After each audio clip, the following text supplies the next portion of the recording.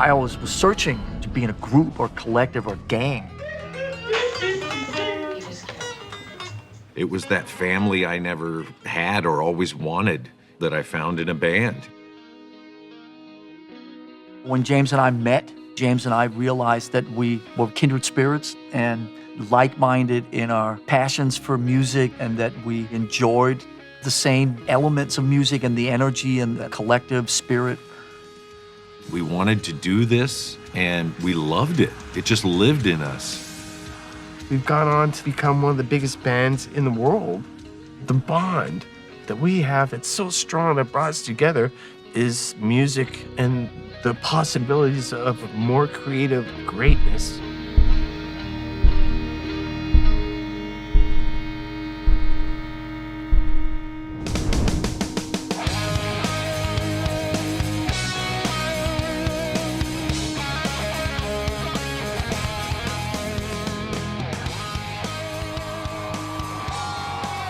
I think that what we're doing at the moment is, quite a bit different from what people have heard before, The American heavy metal band described as the angriest band in the world. 8 wins, 17 nominations at the Grammys, 110 million albums sold worldwide. The current album has been on the charts for 75 weeks. The winner tonight. Artist of the year goes to Metallica. We've grown up together. We all know each other, and we continue after 40 years to learn more about each other. Every single time James Hetfield puts a guitar on, something brilliant comes out. It's unbelievable still 40 years later. Rob is that calming spirit. Plus he's a motherfucker of a bass player. Kirk, when he plays those guitar solos, those leads and those melodic moments, it almost is like tears are coming out of his eyes because he loves his instrument so much.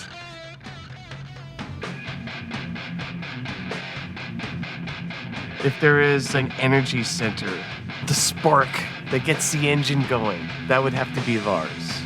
He is the guy that will want to sign 100 autographs, go do a show, and then do it again. It's not all rainbows and unicorns, that's for sure. You face yourself through the other guys. There's a lot of darkness and a lot of struggle. All sorts of crazy things have happened. We've been snowed in, we've been snowed out. We've had situations where, shots are being fired at the stage and we've had to evacuate. It's taken a huge toll emotionally, physically, and spiritually on us. There's been times when it's been fractured and it looks like we're on the verge of breaking up. Metallica really experienced some internal issues. It was, in the wake of Jason Newsted leaving the band, a performance coach came in. We started talking to each other. It was a very transformative few years, and it was basically the first time where we ever really talked to each other about how we were doing, how we were feeling, and how being in Metallica was affecting us individually. The Metallica that has now been going for the last 15 to 18 years is a result of that. Are you ready to make history? When you're in a band, the commitment is to music, but after a while you realize it's a real commitment to each other. We need each other to create great things.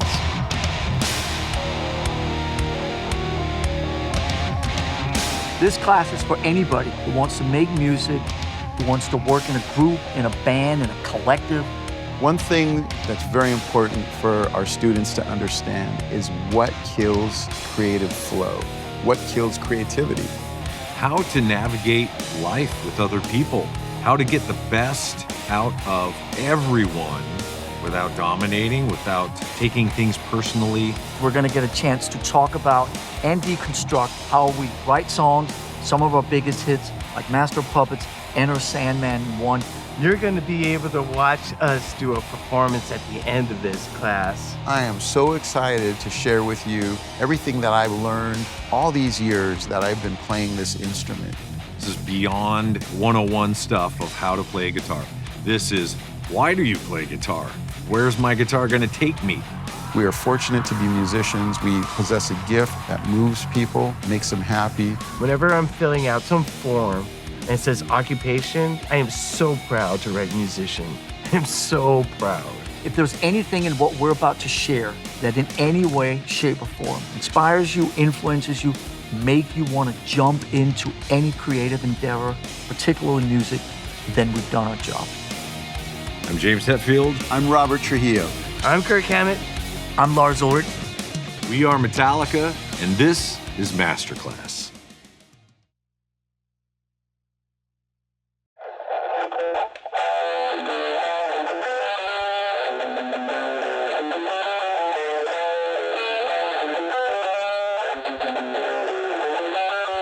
Songwriting is, in my mind, like a big puzzle of just pieces that have to fit together. In Metallica, we start with what we call a main riff. That main riff feeds the song, often sets the tempo, sets the key, and then the verses, the bridges, the choruses, the middle parts, the intros, all of that are usually derived out of the feel of those main riffs. Whether they're from our own mind sitting at home or on tour, playing in rehearsal rooms or whatnot, or warm-up rooms before a show, riffs get collected. Back in the day, it used to be that whenever we were going to make a record, everybody would have their ideas, their riff tapes, and it's like, okay, we're going to start writing a bunch of songs.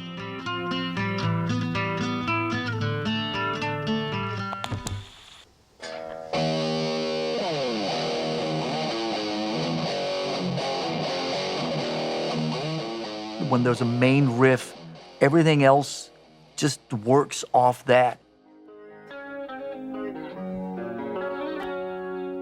How does a song start? We like to write intros that are a little bit of a journey in itself. Imagine you're going like on a water slide or something and you're going through all these twists and turns, and then when you get spit out at the bottom, you land on the main riff. You want to create drama. And, a perfect example I would say would be, Enter Sandman. It starts off with a picking part. And then the whole band comes with chords. And you would expect the band to come in with the main riff. But no, we come in with chords.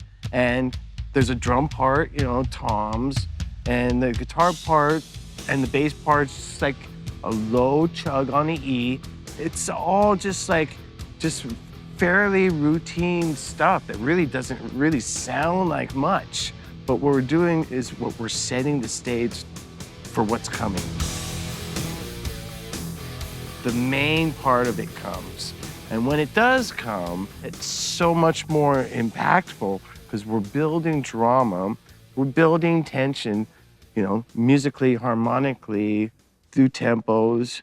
And basically, we're setting the scene for like the big reveal. You can have a really, really great riff, but if it's not presented and executed properly, it can fall flat on its face. Or you can just you can take a riff and then play it so much that it loses its meaning. When we write a riff, the main riff is almost sacred. You don't want to play it too much. You want the listener to feel like they're always on the edge of hearing it, and when it does come, they're like, yeah. But then you want to pull it back so that they're like, And, it's that push and pull, and the fact that, the listener might not expect what's coming next, but when it comes next, it's exactly what they want to hear. They don't know it yet, but it's exactly what they want to hear. That's that riff. Just F sharp and then F. Okay. Every other time. You got a great riff. What do you do after that? We'll go out and we'll just jam on it. How does it feel? Try a few different feels with that riff. How does it feel in halftime? How does it feel in double time? How does it feel simplified? You could take that riff and simplify it. Turns into an intro. You can riff off of the riff. Take little pieces, or you just go out and jam, and whatever comes through you next is supposed to happen. As simple as that.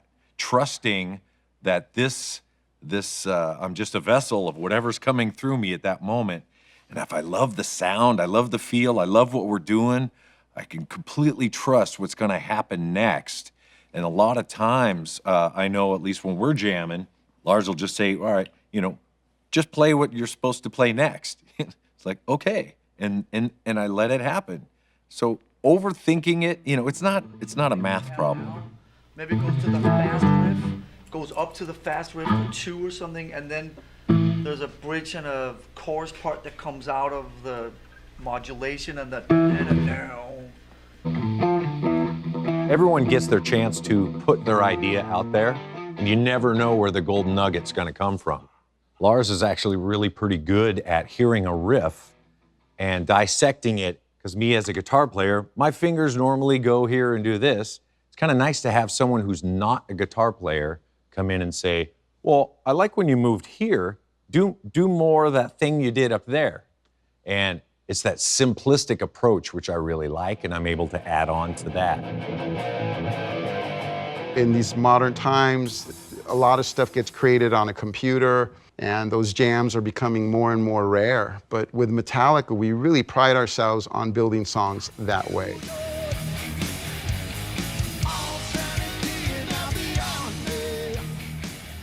I recommend you play as much as possible, and you play with different musicians, you play different styles, and you get out there and you physically do it. Even if it's just jamming with this great drummer who lives in your neighborhood or whatever. Play as much as possible, find that inner groove, so when you get into any writing situation, you can build songs through the experience of the jam.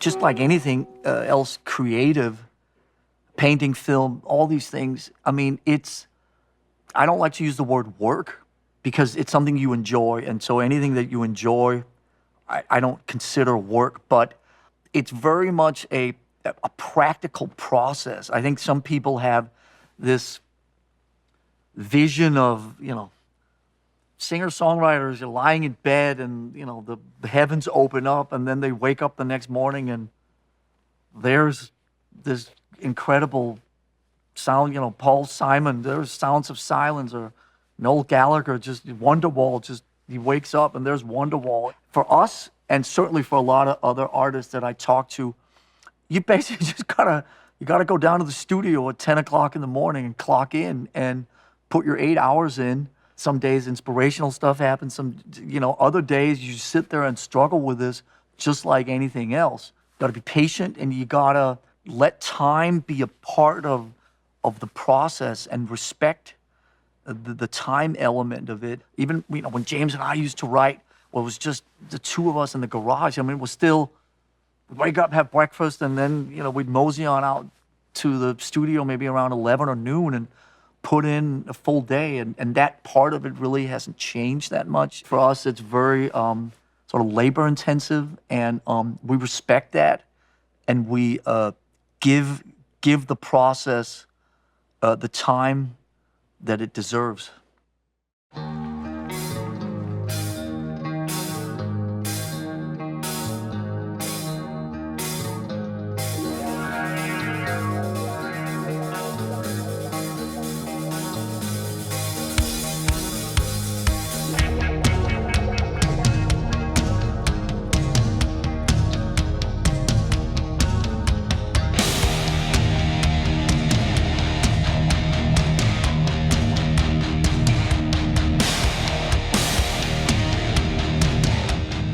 Any songwriter will tell you the hardest thing is to write a simple song, but we lucked out.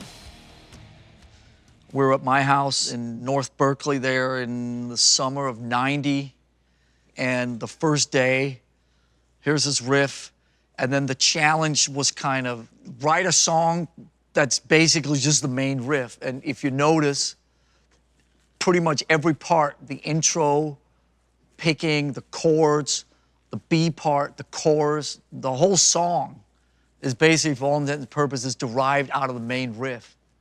And that was something that we had never done before. And we wrote that song basically in an afternoon. And I knew right there and then that was the opening statement of the next phase of Metallica and the next record. You saw it here first. You saw it here first, huh? None more. Exciting, huh?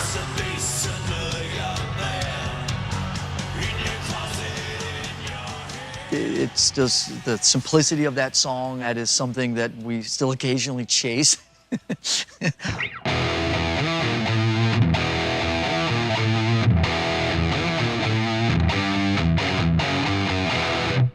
That's the main riff. The main notes in that riff are A sharp, A.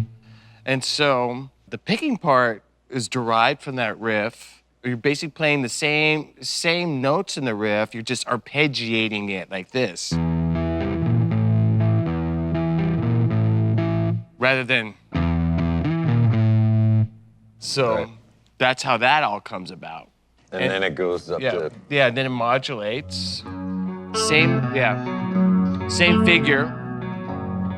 I remember when you said, can that riff go somewhere else? You know, move it somewhere else? Like, it's not easy, but it ended up being okay. Yeah. That's what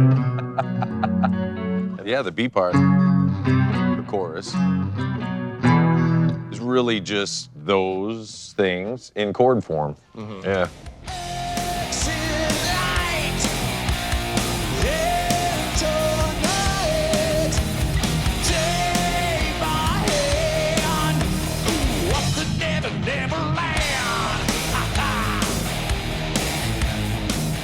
What's funny about that riff is that that's actually not the riff that Kirk sent over on his tape. When Kirk sent it over, it had what I would call one of the front ones, and then it would go A, B, A, B, rather than A, B. And I suggested to Kirk, I said, just try and go A, B, and only play the tail every fourth time instead of every other time. So maybe try to play it in an original form. Yeah, so this was the original form.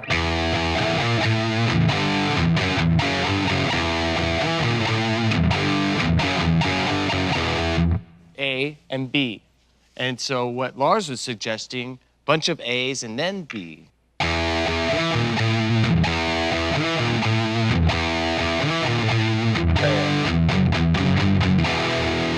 And what that does is it actually gives the listener more to grab onto, and you're getting more of that great combination of notes and that feel and that emotion and that heaviness. So you're actually giving more of the riff to the listener and then resolving it, which is always a better way to approach it. And the tail is usually this is the riff cycle done. Yeah, you know, this is the end of the riff. Yeah. Then you go back to it. So yeah, whenever you put the tail in, sometimes the tail is just a little something to get you back to it. Other times, this is a pretty major part of the riff. Yeah, a lot of times the tail would just be to resolve it on a note so that the beginning of the riff starts on a more refreshing note and gives it the sense that you're at the top again.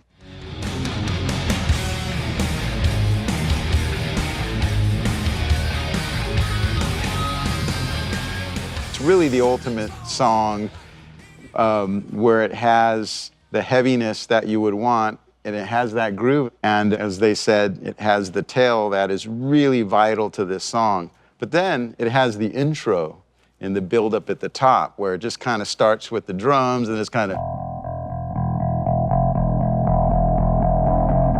you know what I mean? And that whole dynamic is really important to Metallica songs, and it's used perfectly in that particular song. You're teasing Right. the riff, right? So.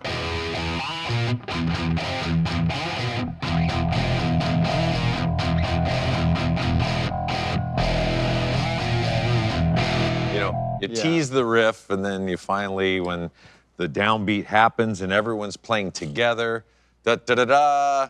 Here is the riff in its full glory with all four band members at full volume. When we first started playing that together, that guitar solo wrote itself.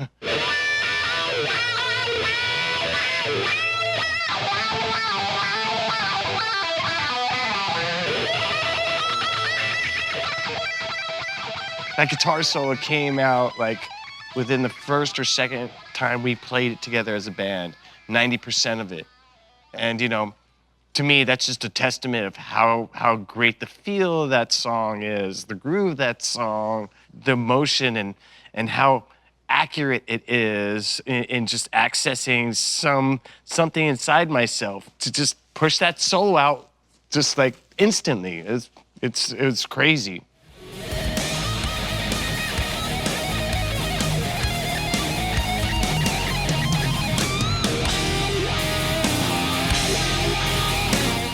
There is the studio version and then live.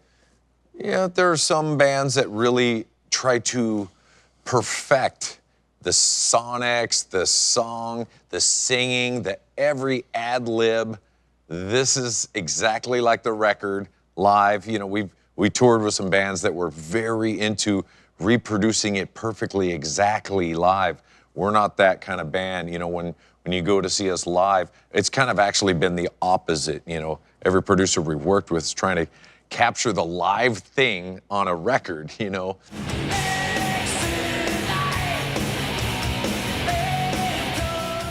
When we play it live, there's just dynamics that happen, and they happen because of the crowd. And a lot of times the crowd will help us write a different version of it because, hey, you know, this part works really well live, and they get into it, and there's a singing part, so we'll extend a part.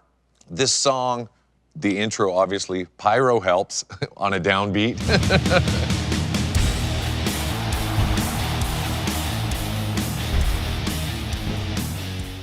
End of the song, we've extended things, you know. Quite a few of the songs have little hey moments, you know. Hey, hey. You know, we've added little things on the end to, well, the crowd really gets into that. And if this is a song that this song has turned into, where this is the last song of the set or the big da-da-da song, you extend it a little bit, you get the crowd going in there at certain parts.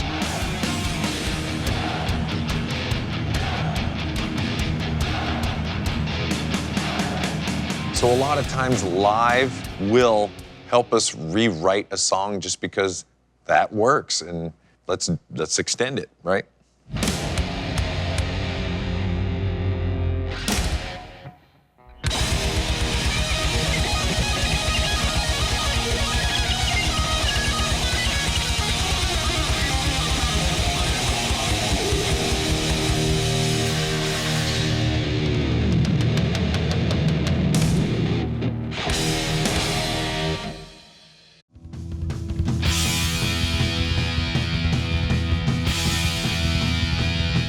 Time to party, work.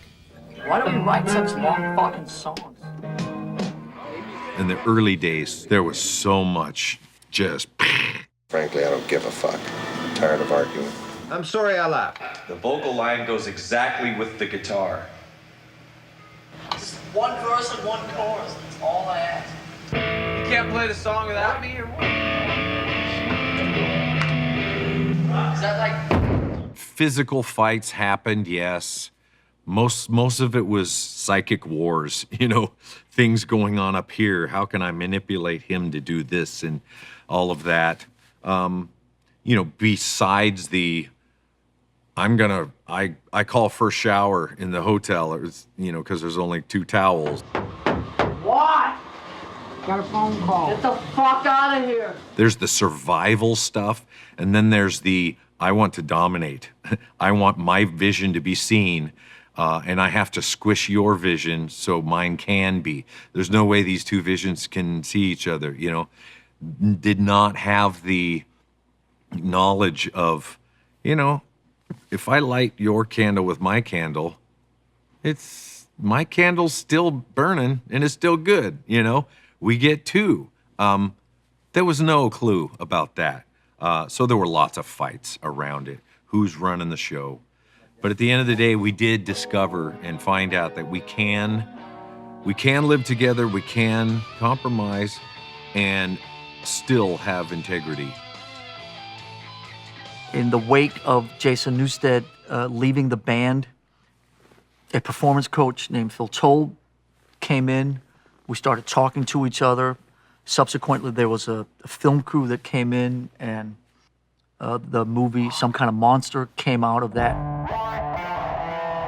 It was basically the first time where we ever really talked to each other about how we were doing, how we were feeling, and how being in Metallica was affecting us individually. The thing about being in a group is that 4 individuals then creates a 5th entity, which is the collective. It just came to a point where the individual also needed a voice. And so through 2 or 3 years of learning to communicate to each other, of learning to stand up for our own needs, came a kind of a transitional period around the St. Anger record, and subsequently the Metallica that has now been going for the last 15 to 18 years is in much better shape, internally much healthier. We, I think, enjoy what we're doing more.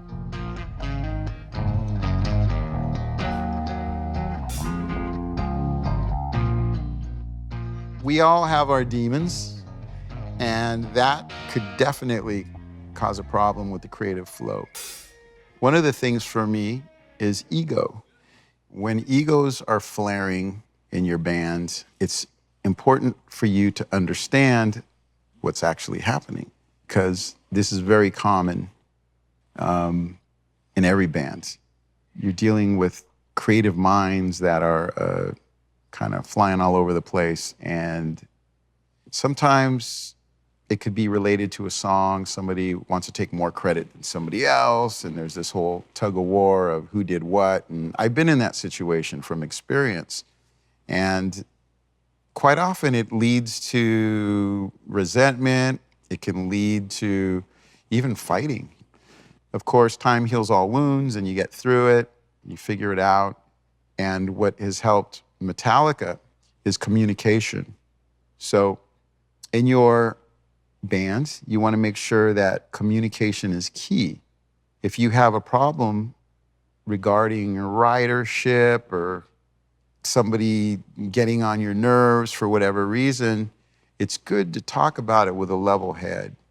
That has been one of the things that I've noticed that is so incredible about Metallica, about Lars, James, and Kurt. When there's an issue with anything or some sort of a vibe even outside of the music, we talk about it, we check in. And always we come back feeling a lot better. You'll get through it. That's one of the most important things, because that breaks up bands so often, it's crazy. A little bit of communication goes a long way.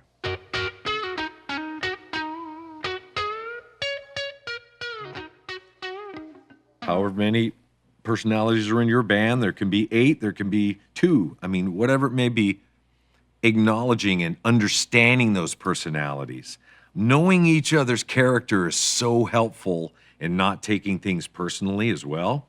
When you're in a group of people, I understand that, you know, he wants to say what he wants to say first because he thinks that's important, that he won't get heard. I understand that. We've all got like that 18-year-old in us that's still wanting to run the show at times. Or I know when he's sarcastic, he really means a little bit of that, so I can take that with a grain of salt, but then also get past that and get down to understanding, okay, here's what he's really saying. So we all know each other, and we continue after 40 years to learn more about each other. You know, at the end of the day, you're family. And that's very, very important. So I highly recommend to our students that you understand your family members within your band. What makes them happy? What pisses them off? How do you keep the machine going in a positive way and get the best results creatively, but also, you know, just in terms of the vibe and the energy, you know, of the group in the best way possible.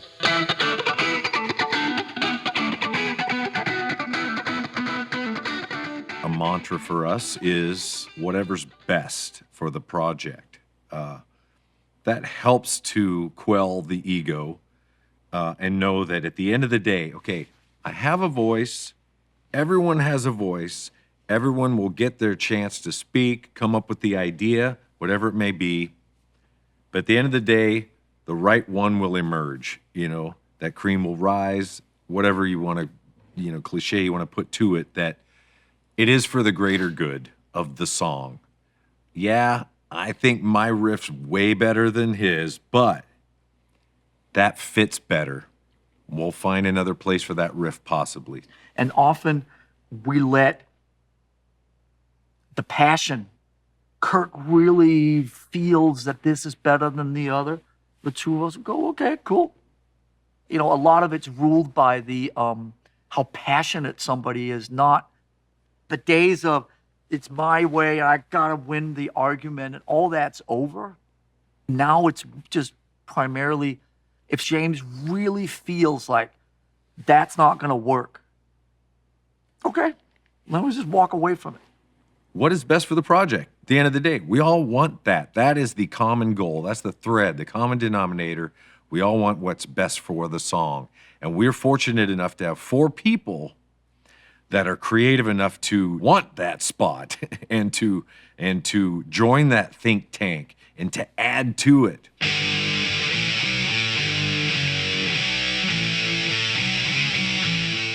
Choice of words are also really important. Like, sometimes we'll be working on a part and someone will play a part and they'll go, so will this work? And instead of saying what I would usually say, like, that sucks, or God, that's like not very good, you want to be more constructive. You want to be more supportive. And you want to be participatory in it too. So, I think that instead of saying something like, God damn, that sucks, or something, maybe something like putting down a challenge is, a good thing to do. Okay, this is my challenge to you. How can we make this better? And so what you're doing is you're bringing it into the collective and you're taking responsibility, for the fact that we all are really concerned, and care about what we're doing here and how can we make this better. And I know that between the 2 of us, the 3 of us, the 4 of us, we can work this out. There is a solution to everything in music. Being disparaging, is just like, to me, it's all just a part of old school toxic masculinity. And, in this day and age, we're moving forward, and we're communicating better, as peers and as band members. So you want to be constructive, you want to be positive, and you want to bring it into the collective and throw it down as a challenge.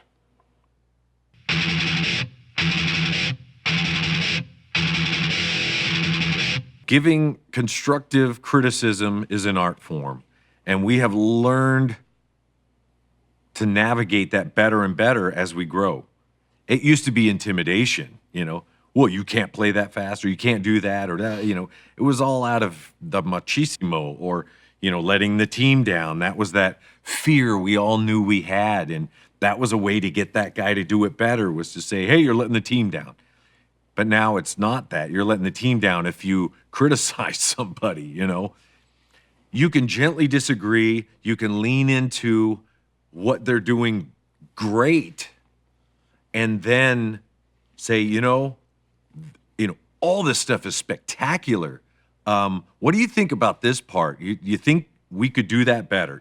Bringing we into it, or, pointing out the good stuff that they're doing. And artists are such, emotional and sensitive people,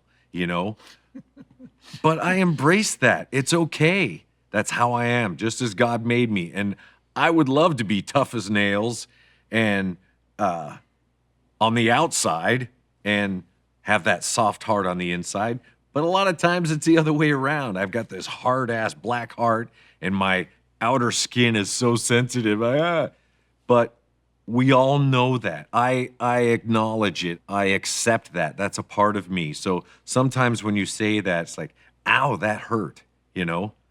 But I know they're coming out of love. They want the best for the project. It used to be I would gather some allies and we'll go in and we're going to have an intervention, you know? Well, here's what we think, you know? That never works, man. It never works through criticism, through forcing, through negativity. You don't get the best out of a person that way. As I'm sitting here listening to what James is saying, thinking about how we work nowadays, a big part of it is just there's no right or wrong. If you start with the premise that there's no right or wrong to begin with, then it's easier to navigate, because then it's not, you're playing it wrong, you're playing it right. I mean, it's a place we've kind of come to now in the last 10 or 20 years, is there are songs. We can do with them what we want. If we want to play them faster one night, slower another night, if we want to have all of a sudden some guy plays the riff in a different key for 2 bars, there are songs. Forgets a whole middle section. Forgets a middle section, forgets a lyric, forgets a whatever. There are songs we can do with them. They're just variations. So, like James said, 30 years ago, we, come off stage and on with Body Armor. And now let's review the show. And in the third song, you fucked that up. And in the fourth song, you fucked that up and you fucked that up. And then we'd go around the room for like that for half an hour. And then nowadays we come off stage and go, ha, ha, ha. Remember in song 4 when you fucked that up? That was really funny. That was a crazy variation. At the end of the day, it's a fucking rock and roll song. Do you know what I mean? Trust I seek and I find in you. Every day for us something new. Open mind for a different view. And nothing else matters. I do most of the lyric writing, and my background around that is really didn't do well in English, did not study literature whatsoever. I was more of the read other people's lyrics and learn, like a Leonard Cohen or a Tom Waits or a Nick Cave.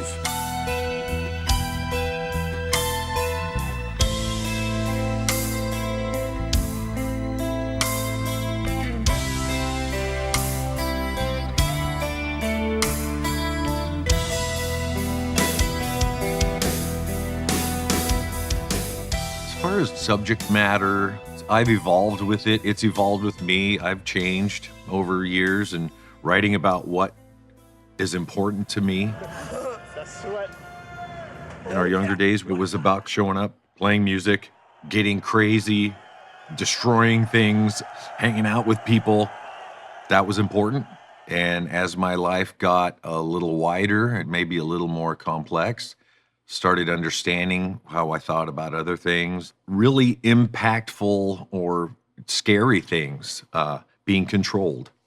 Master of Puppets, a specific song about being controlled and the manipulation of the world, the powers that be, and addiction for sure. Master of Puppets, that false sense of I'm being controlled. Master of Puppets, I'm pulling your strings, twisting your mind and smashing your dreams. Blinded by me, you can't see a thing. Just come the name, cause I'll hear you scream. That was a big theme for me, especially in my teenage years, is kind of held over. A lot of stuff is from my childhood, still sorting stuff out. And, they say the first 40 years of your life is you doing stuff, and the last 40 years is you figuring out why you did it or how you can not do it or make up for it. So there's a lot of that in my writing as well. But just being true to where I am. I know that criticism is difficult for me at times, but if I'm writing from my heart, it really can't be wrong. If you're an artist and you're doing what you feel is right, it's not wrong. It's just not.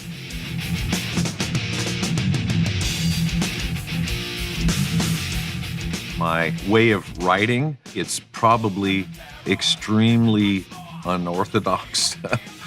I will basically have spaces. Here's the spaces where I need a consonant or a vowel or whatever it is. Here's where I need a vocal. Loss of interest, question, wonder. And then I will search through some of my one-liners. I have lots of stuff just throughout the day, whether it's on a voice memo or notes or actually writing them, like Off to Never Neverland, something like that. That will end up in a song at some point, possibly, or maybe not. So have lots of these one-liners and then kind of go to them when I have the cadence, like, oh, rhythmically that fits. So I'll plug that in, and then, okay, there's a pretty strong statement. Start building around that.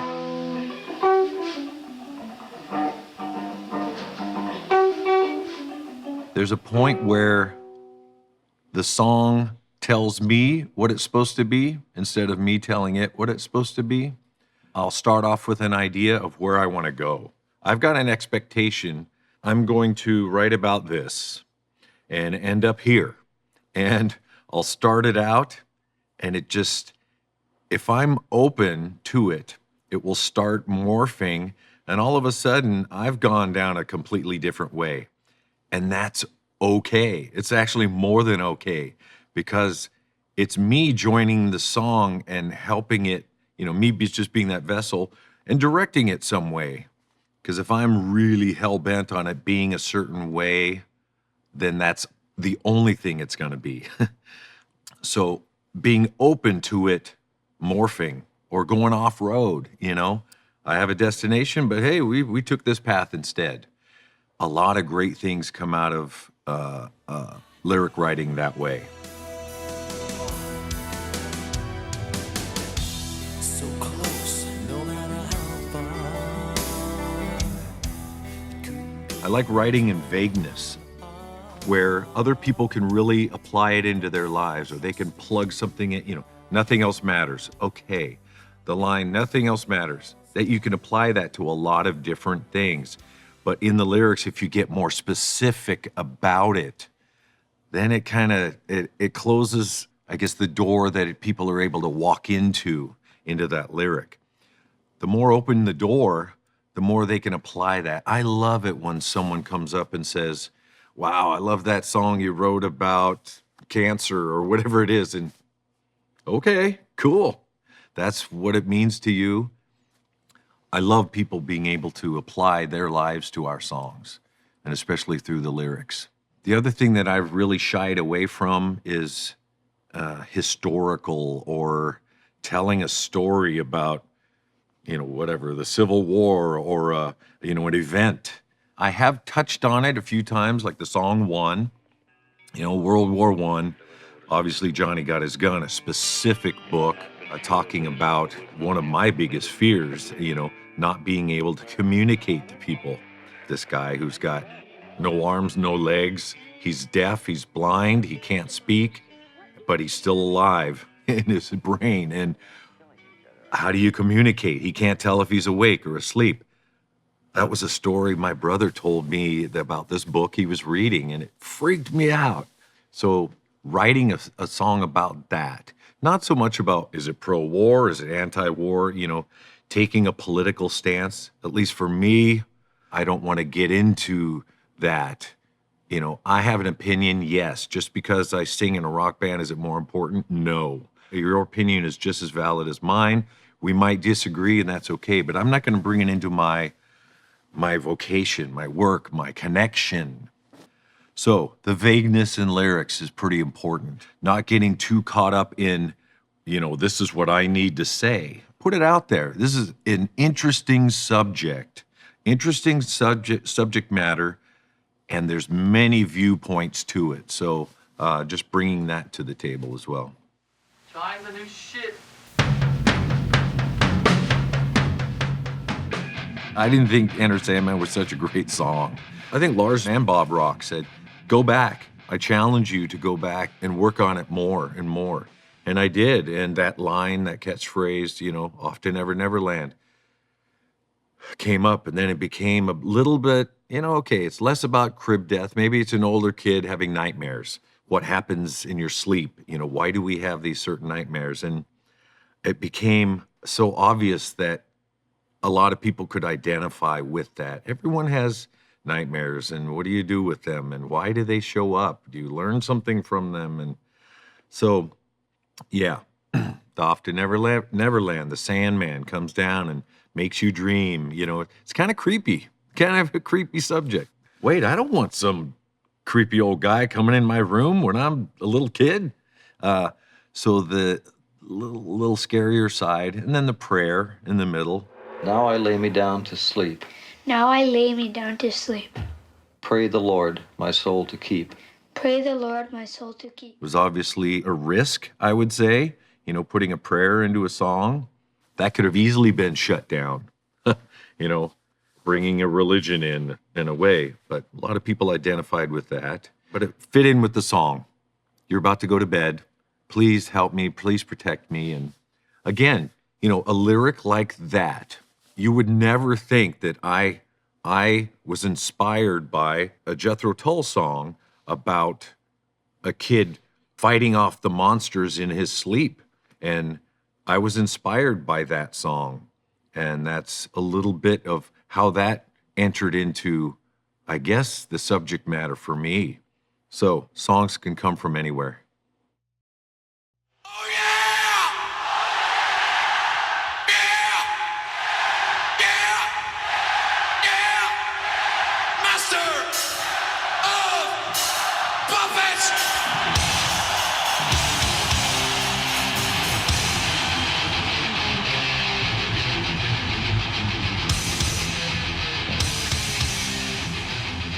When you're talking to someone and you mention Metallica, almost the second thing they say is Master of Puppets. There is something intrinsically linked between us and that song. I don't use this word often when I talk about anything Metallica, the word hit, but it's basically the #1 fan favorite, definitive Metallica song. Since that came out in '86. It's got everything in it.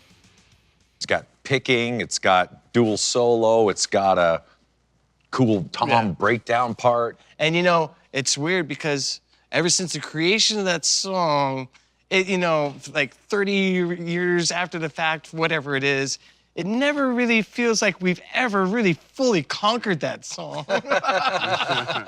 It's a wild pony sometimes. It's a constant work in progress. Yeah.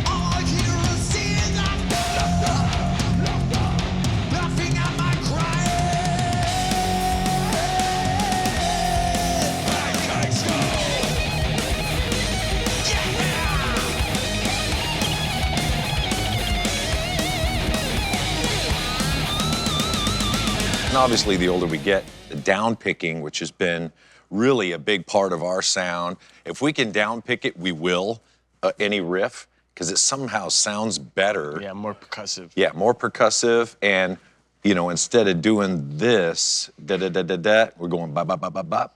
And there's something about stopping the string and starting it again that gives it a real percussive sound.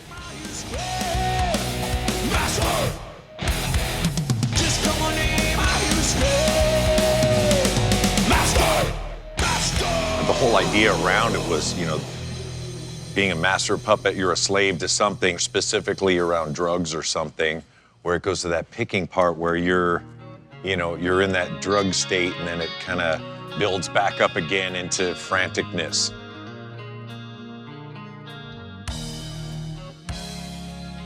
Go from craziness to whoop, just all of a sudden you come in, almost kind of Pink Floyd-y or something, where it feels like it's a whole nother song, but it's attached to this feel. Then you get back, you circle back around to obviously the verses and some other stuff like that.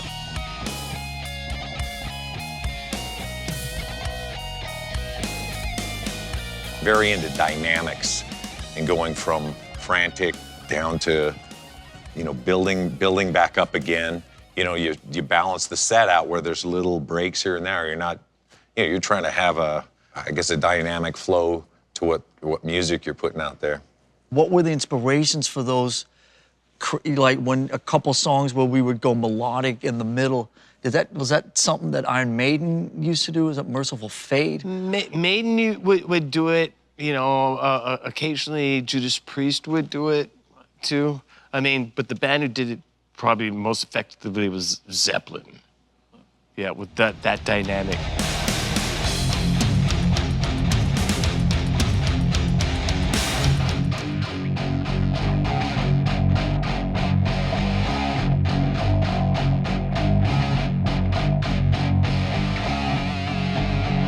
This incredible riff is one of the feels that brings us out of the melodic middle bit, the dream state.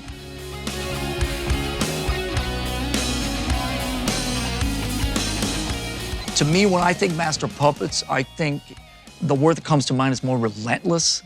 It has a relentlessness that just keeps going and going and going, and it sort of just doesn't let up. The heaviest part of the song for me is the tom bit in the middle.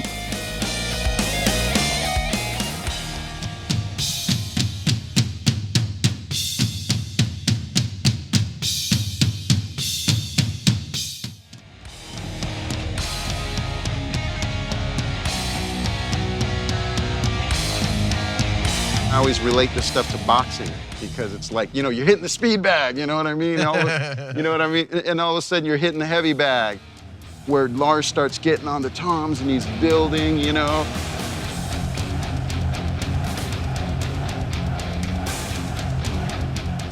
And then we're getting into some backup vocals, you know, master, you know, all that kind of stuff. That is really cool when it integrates itself into a composition. And that's a true composition in my mind. And there's a lot of groove in this stuff too. So that's probably one of the most important ingredients to all this stuff is the groove.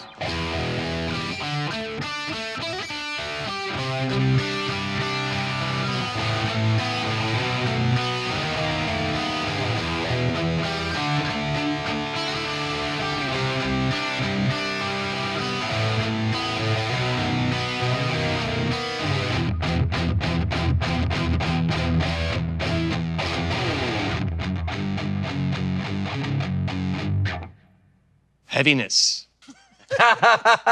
Lots of weight. Yes, what does that mean? Well, I mean, really, at the end of the day, I've got a bunch of gear, and I have like 2 sounds. There's clean and heavy. That's kind of it's simple for me, you know. I've had the clean amp, you know, the JC 120 forever. That's just kind of the, I guess, signature Metallica clean sound. And heavy is, yeah, you're going, he hits a button and it goes heavy. That's what happens. The ultimate sound is wanting to sound like a distorted drum, you know? So that's heavy, you know? But I get to put notes in it, you know? So that's the heavy sound. Also, heavy is a guitar sound that's distorted, that has a lot of impact, percussion. When you hit a note, it should feel like being punched. You know, when you hit a chord, those notes should sing together in distortion and feel like, you know, a riot. You know, it's just heaviness is also an attitude too, though. I mean, we can play heavy parts without like that guitar sound that I just described. It's also an attitude of just like really just like aggressive, you know, dark, unrelenting, energetic, no escape. Here it is.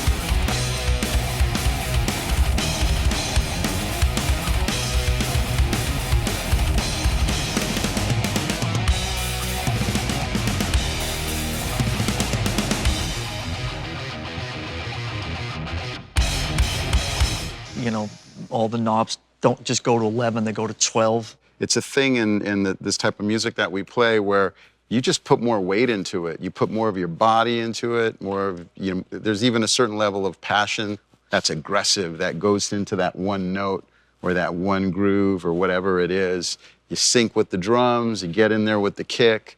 And it's also an experience. So all that weight and all that energy turns into this kind of wild ride that you go on as a band. When you get into that zone, you start headbanging and the crowd's reacting to it.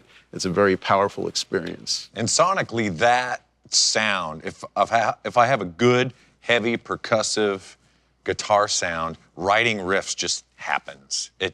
The sound moves you to play certain ways, and then, it's kind of easier to write songs. You're not sitting down, writing hardwired on an acoustic guitar. You're just not doing that. The sound helps you get where you want to go. I got a question. So, in terms of influences on heavy, who are both of your influences on heavy? Guitar players? Come on. It's always the same guys, So for me, it was like Jimi Hendrix, but then it was like Ritchie Blackmore, Jimmy Page, Jeff Beck, all those type of guitar players, and Tony Iommi, Eddie Van Halen, Michael Schenker, those kind of guys. Really impactful playing. Yeah, for me, it was more like Scorpions or Judas Priest or something like that, where, it's a riff where it's melodic, but it's also got just a fat, heavy sound, Tony Iommi, for sure, the riff master of all. But then also, even like Joey Ramone or something, Johnny. where it was kind of relentless. Johnny Ramone, yeah. Yep. Just down picking. Yep. Down picking was kind of that, So a lot of punk rock in there as well. And I also wanted to add that as a warm-up, I hear James sometimes playing that. So that's almost like kind of ends up being the precursor to a lot of shows, and it kind of also tests where he's at in terms of how loose he's at, Right. where, his body or his fingers.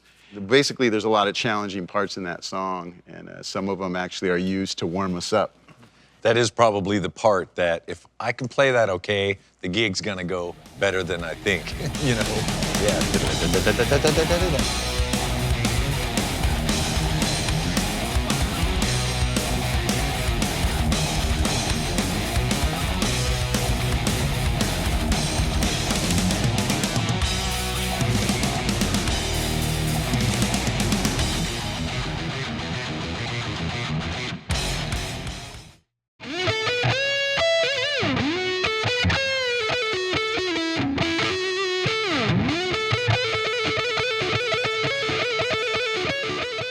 My concept of a solo is a musical opportunity to make a statement.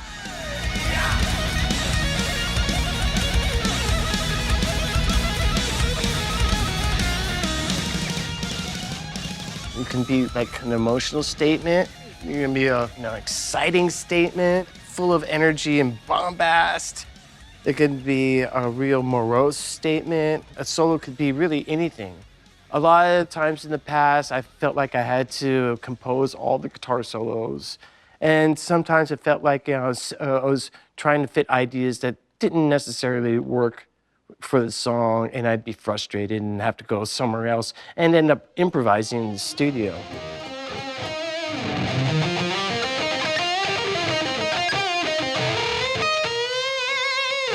For me, it was really important to be able to improvise, because a lot of the people that I listened to back in the late 70s were electric blues guitar players, basically, that were playing hard rock. People like Jeff Beck and Jimmy Page, Eric Clapton, Jimi Hendrix. And I was well aware of the fact that they were able to play solos just like very spontaneously and smoothly and off the cuff.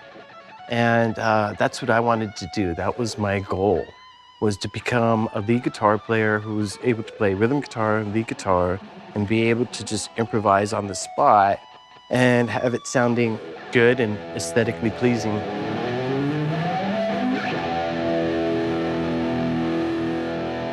And so the first scale that I ever learned is a really common scale that everyone knows, everyone uses. I use it to this day, and it's called the box pattern or the blues minor pentatonic scale. Really simple, key of C.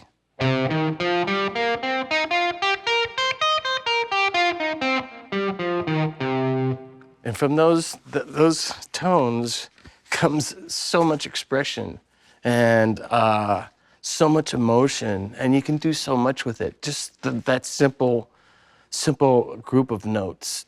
Some of the most basic lead guitar stuff that was formulated in the 50s came from that scale, like Chuck Berry stuff.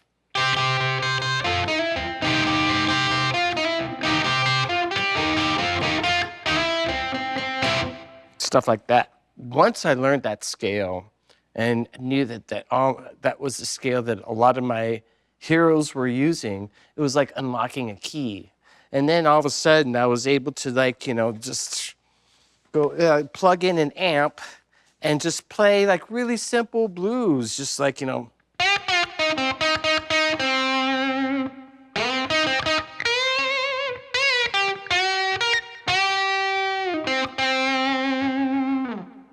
I'm gonna play you a real basic blues lick in A pentatonic scale. And so that can be used in so many ways, like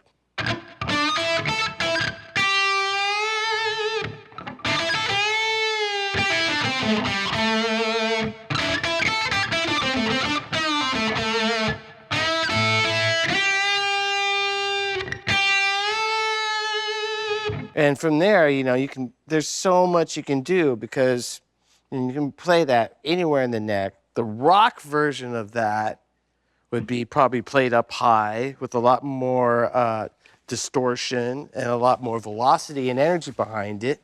Something like courtesy of like Jimmy Page would be like.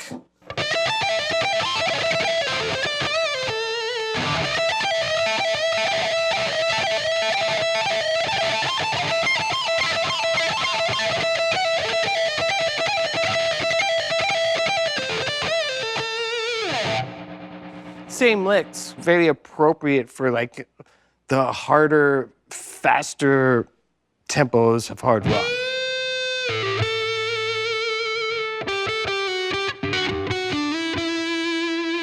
What I've found is that when I hear a song for the very first time, the first 3 or 4 guitar solos I play are basically the best improvisation I could do on those songs because it's just fresh. And it's new, and I don't really have any real comfort zones to go to because I'm not that familiar with the song, so I just go for it.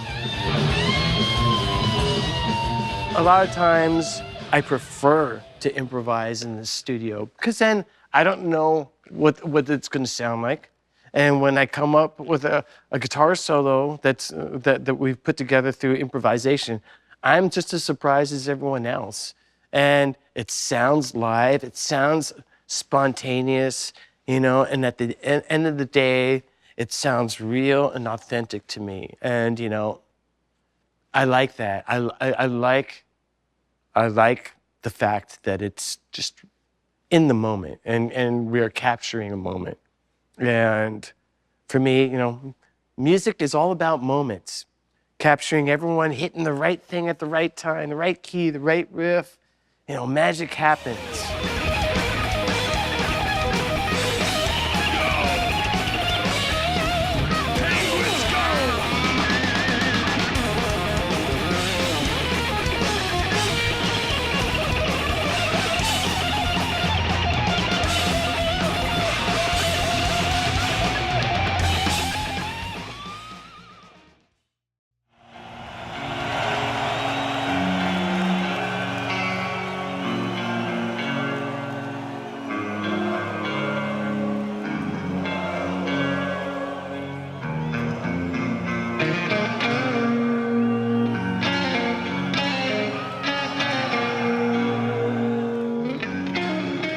James and I would often sit and talk about the topic. What's the topic of the song going to be? We would talk about, what would it be like if you were in a situation where you could not talk, you could not, see, you could not hear, you didn't have arms and legs, and you basically couldn't communicate. The cerebrum has suffered massive and irreparable damage. You'll never know what has happened to him. Had I not been sure of this, I would not have permitted him to live. Where am I? Father? The song is based on the movie Johnny Got His Gun. But aside from that, the song, the music, the arrangement, it's very cinematic. I mean, you can close your eyes and just very easily visualize what James is singing about, what the lyrics are suggesting. Every part of the song has a visual component to it, I find. And it just keeps on adding visual components through music and builds. So when you get to the end, you know, you're hearing it, but you're also kind of seeing it in your mind.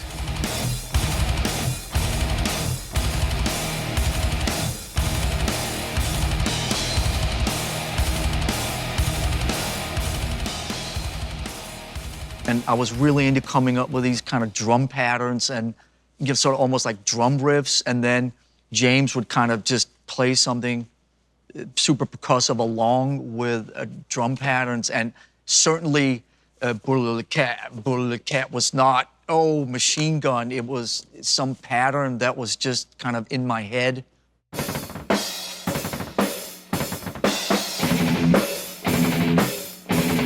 Things happen for a reason, and then you come back and you, oh, that is machine gun fire, you know? Darkness imprisoning me. All that I see, absolute horror. I cannot live, I cannot die. Trapped in myself, fighting my own cell. It's Morse code. For what? SOS. Help. Song 1 represents one of our called ballad food groups. These songs are, I guess, unique in the way that they start melodic and mellow and then go through many different moods and dynamics and usually get mellow, heavier, crazier, more relentless, and completely out of control.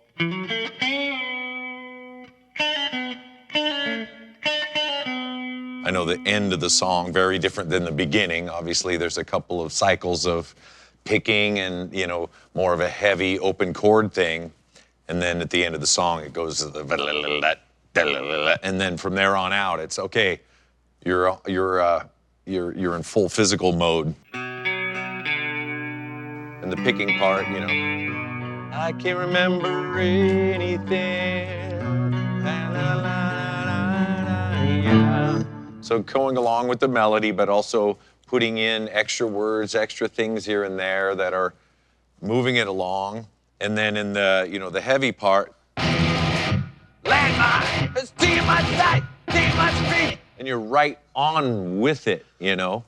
It's an instrument on its own it's helping move certain parts along, and then you get to join up with the stuff where you just can't sing anything else there.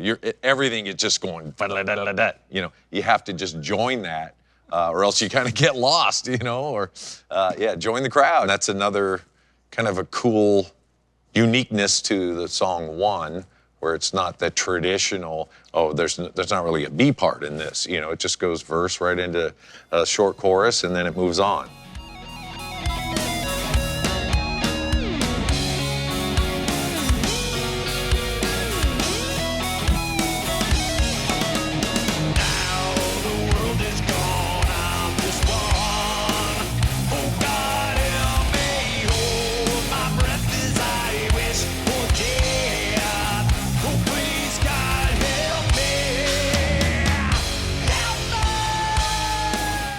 Just builds to the point where you look behind you, you're like 300 feet up. You didn't even notice it, you know?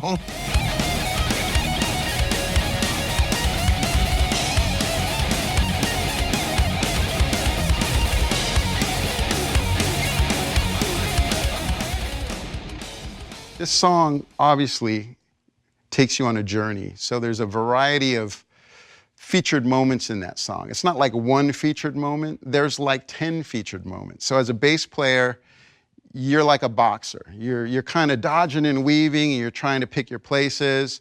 For instance, like on, say, the mellow part with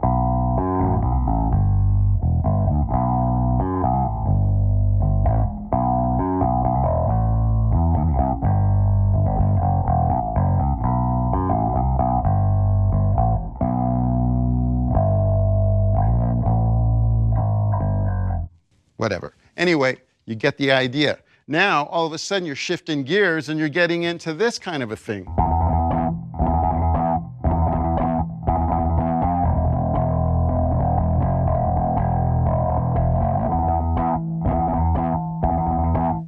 You're going there.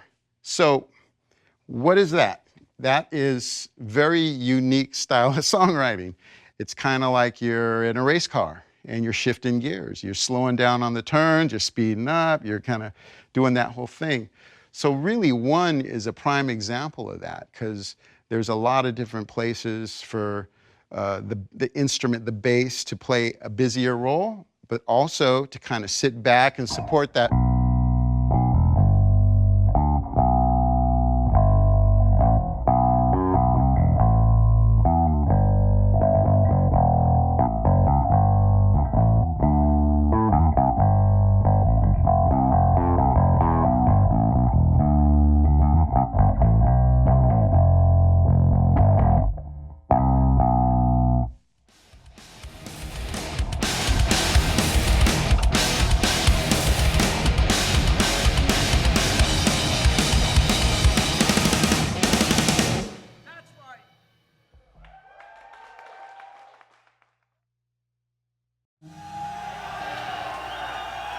All right. I see everyone liked that one. We got everybody screaming on that one. It's about time. I was super shy as a kid. You know, getting up, it was not pleasant to connect with the crowd or to talk to the crowd, or very first show, like between songs, you know, someone broke a guitar string. It's like, how do you like the show so far? You know, like 2 songs in, and it's like, I don't like this part. It feels uncomfortable, like I'm supposed to be filling in time, or, you know, uncomfortable silence, you know. I have to fill that in, and I don't. It's okay.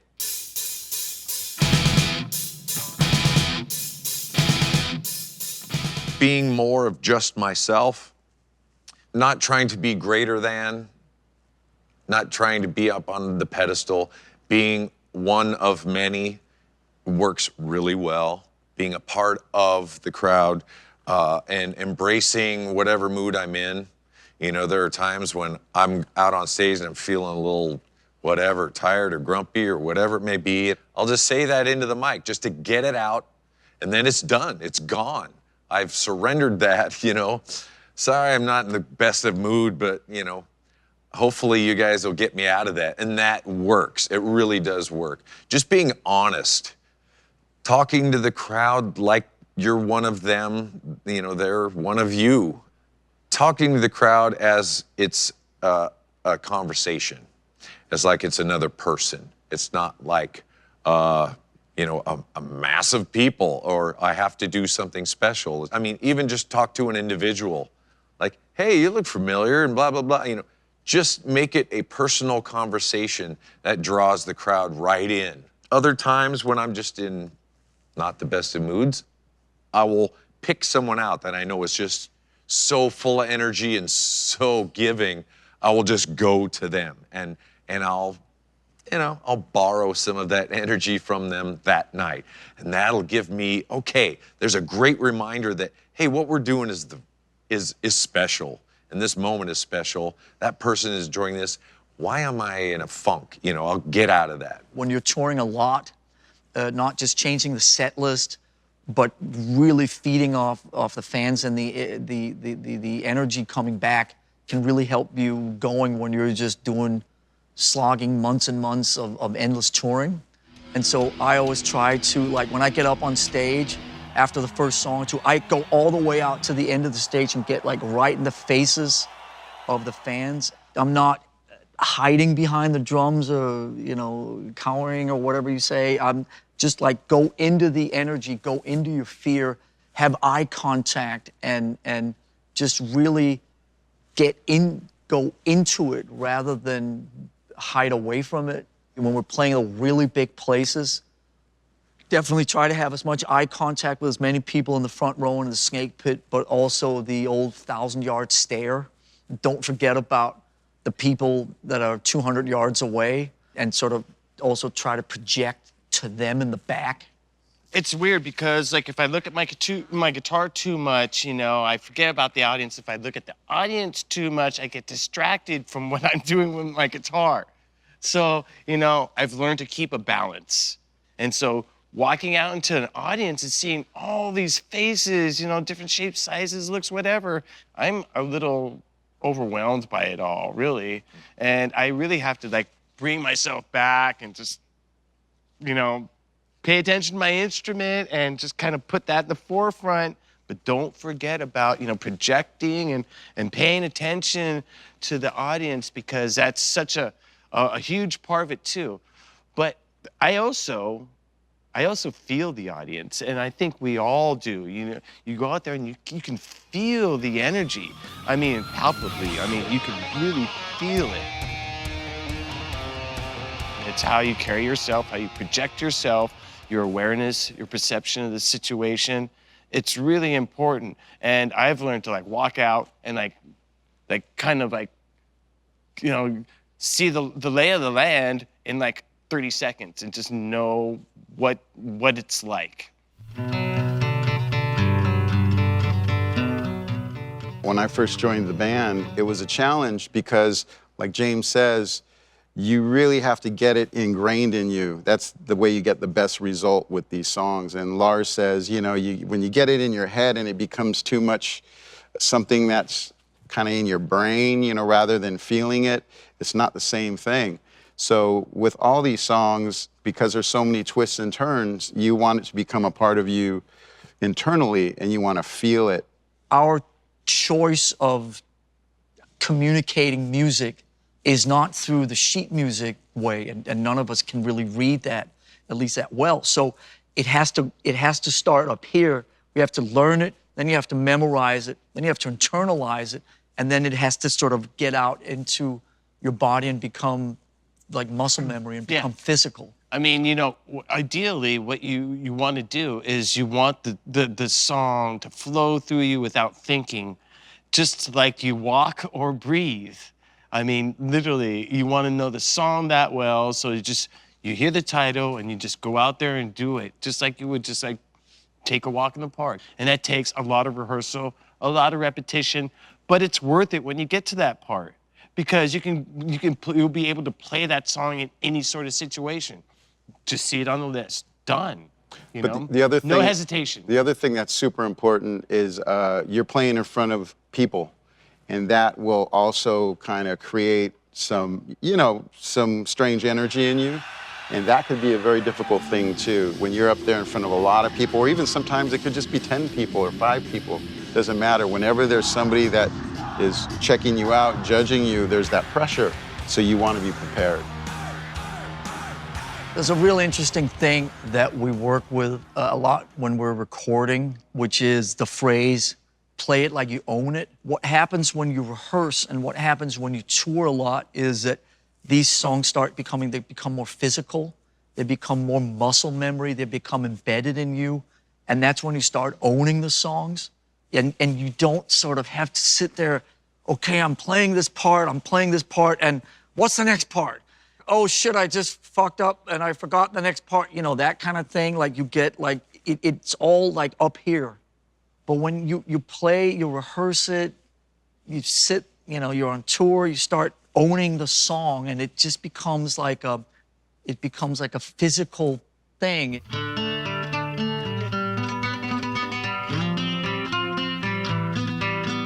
When you're out there on stage and you get into your rhythm and your flow and your groove and your conditioning, you know, it's like you're doing a dance with the audience and they're part of that energy too. But it's also a lot of interaction and, you know, playfulness. And we all know each other so well.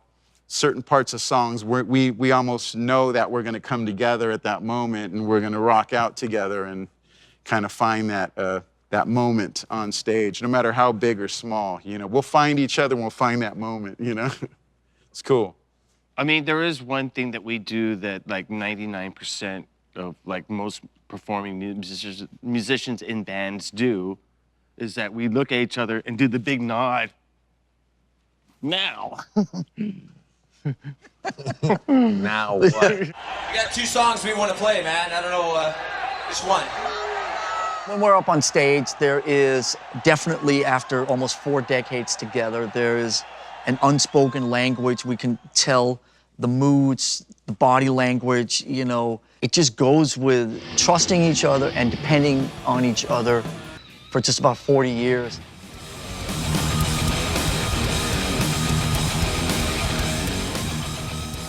I have a very special connection to everybody up here, but I have a very special connection to James in that James is the primary tonal instrument in my ears. And primary, you mean only? The only. He's talking about his ear monitors. In my ears. Not in his. In my ears, on stage. Not in his. The only thing I hear is James. We have in-ears, which, you know, we play with the in-ears in, so it's basically your own tiny headphones, and you get to have whatever mix you want in there.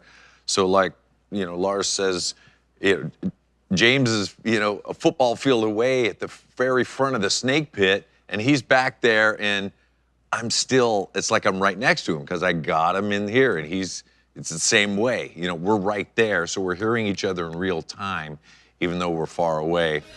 I've always, since the first day we were playing music in Metallica, James and I have just this connection. So I play to the guitar riff, and everything about these songs is basically written between the drums and the guitar riff. So James is my partner in any live experience.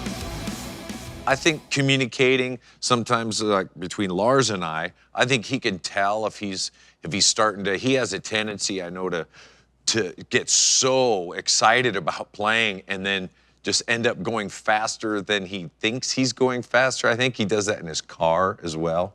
You know, all of a sudden, I'm going a little fast here, you know, and I will try and drag it back a little bit because I know he's hearing me, and then he'll, oh, okay, and then he'll pull it back a little bit. I guess that's one way that him and I communicate up on stage. And I know also we can tell from each other when we're sitting there like in a bad mood or shame or something around, oh, I screwed this part up. And I can tell when Lars is looking down at his snare and it's like, okay, he needs a hug. You know, we'll go out and hang around him a little bit and it's like, it's okay. And I'll get in those moods too where you just know, like, there are parts of songs where we hang out together and I don't know, when I'm in one of my moods, I don't go over and do that. And it's like, okay, he's having his mood and okay. So, but we're okay with that. But we can tell, you can tell when something's amiss on the stage. And that's when you go, all right, he's struggling. I'm going to pick it up and I'm going to, you know, I got his back and I'm going to carry this song as much as I can. And I always know I can instantly, within 30 seconds when we get up on stage, James is in this kind of mood, he's in that kind of mood, he's in a great sharing mood, he's sort of putting himself out there, he's a little reserved today, he needs a couple minutes to get his game face on or whatever. I'm really tethered to him, maybe even to a fault or too much, and I can tell, you know, but everything, he's sort of my connection to everything that's going on in the arena and the stadium, whatever, basically just goes through James. And it's been like that for 40 years in October, and hopefully for another 40 years at least. It's everything I hear, and it's just everything that I sort of feel with the music and all that is just tethered, piggybacking, and completely connected to James, his guitar, and obviously his vocals, and also sort of his, I always know where he is. I'm sitting, I know he's over here, I know he's over there, I know he's out there, I know where he's looking, I know what he's feeling and what he's thinking. So what about right now? I know exactly what you're thinking, and I know Maybe exactly you should get a restraining order, bro. Well, I just have to say, you know, when I walk out on that stage and we do our thing, first song, and I just look back and I see these 3 guys and I go, God damn, I'm on stage with some of the best musicians in the goddamn world, and I'm playing with them. And I look at these guys and I go, I can't think of anyone else I'd rather be in a band with. Even when we were playing one today, there's this one part, you know, the melodic part. He's playing melodic line, and Lars is doing the chat on the snare, and I just love it when he does that, and I just love cozying up to him on the stage just to play that part with him. Regardless that there's 60,000 people right here, you know, I just want to get close to him and play that part because that you know, that musical connection, you know, it reaches into a really deep part of me. And you know, when that happens, I open up and it's just like hear everyone playing, and it's just a great feeling for me. Sometimes I just start going up to you and headbanging. I was like, and I totally forget that we're playing a show. I'm just headbanging. I can't even get near these two guys during that song, man. Kurt's taking up the whole front of the, front of the drum riser.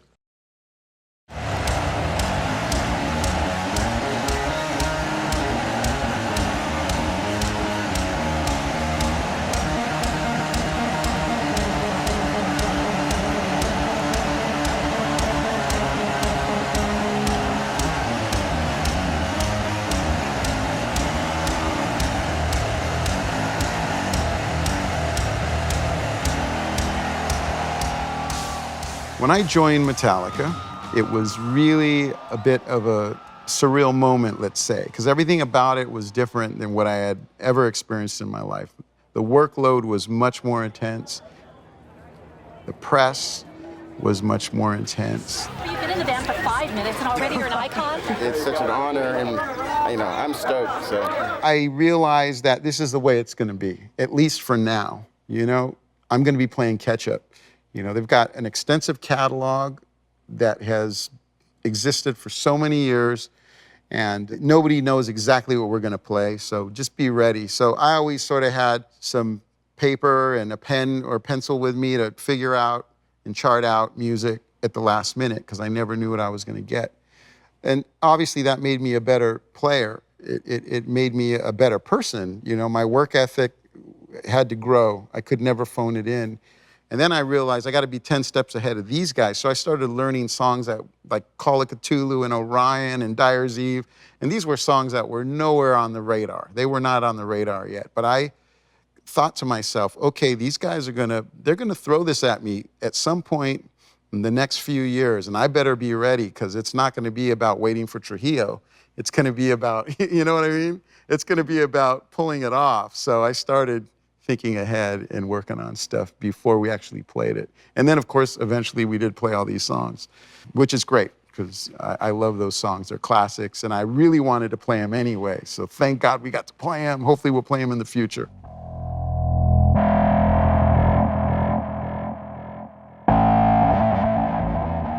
So now I want to get into the role of the bass and how it relates to Metallica. Now, within this band, you can have many different sounds. I always like to start from sort of the basic structure of the instrument and the power and the rawness of just a regular passive, you know, sound, passive electronics, I should say, bass. And that would be sort of your classic Fender P bass model. And that, for me, is always a great place to start, because it really sort of relies on, again, I equate this instrument with space, power, and finding the balance within a song. Some of the songs require more kind of relentlessness and a lot more technique. These are great for that, but at the same time, if you get something that's active electronics, and the sound would then cut in a different way, but then also there's a certain amount of physicality involved, so you're moving a lot more, and there's a bit of precision in your technique that's involved with that. That's also important to Metallica too. A song like, for instance, Master of Puppets, you know, you've got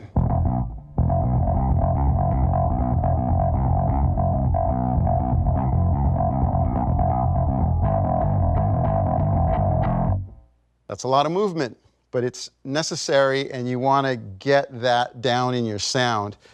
This particular bass, which is a Warwick, it's my 4-string, it's one of my go-tos. It's got the power, but it's also got the presence. So it sits really well within the instruments in Metallica.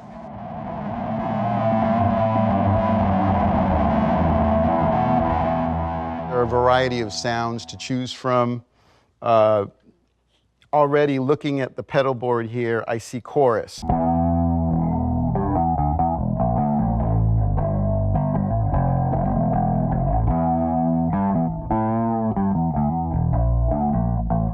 It's almost like it's got a glassy tone to it. Great for harmonics. You know, it's a beautiful, it's actually something like, you know.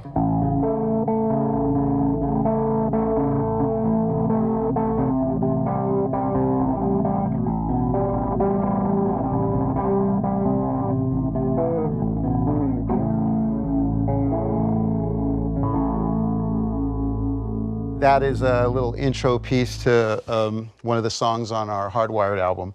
But that actually is a beautiful glassy tone that lends itself to that chordal movement. So we have that sound. We've got the classic kind of, here we go, Leslie sound, which is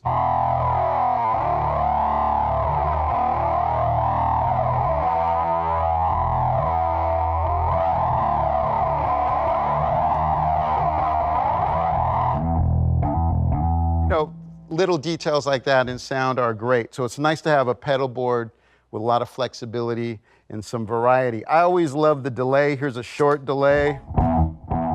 Yeah.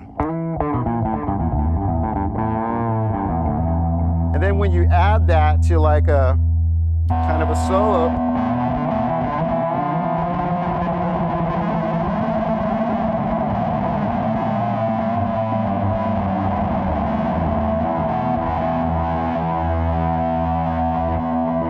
nice, it's kind of a swimming sound, it flies around, that works real well, especially for solo moments within a show. Occasionally we do that.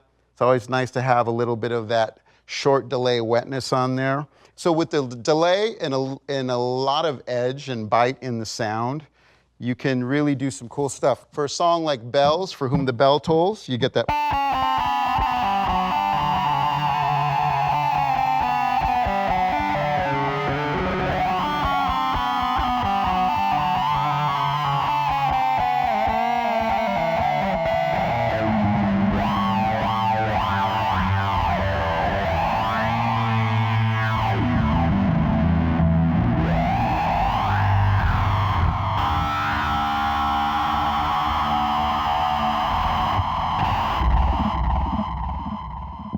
Okay, there you go.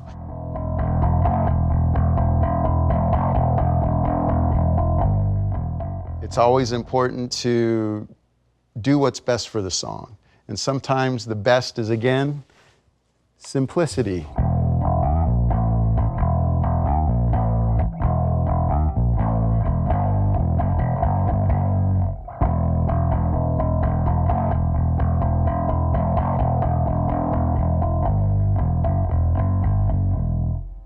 And sometimes it's, you know, or whatever it is, find it and apply it as best as you can. Of course, you find your role and you find your place with the bass and where it sits and how it supports, whether it's like mimicking the guitar part or just, you know, supplying the bottom end, you know what I mean?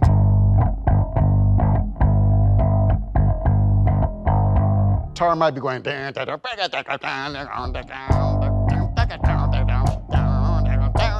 that doesn't mean you need to go. You don't always have to get busy. You can just supply the pulse. Sometimes that's all you need. Find the role of the bass and how it works best for the song, and enjoy yourself. I think that's the way to roll.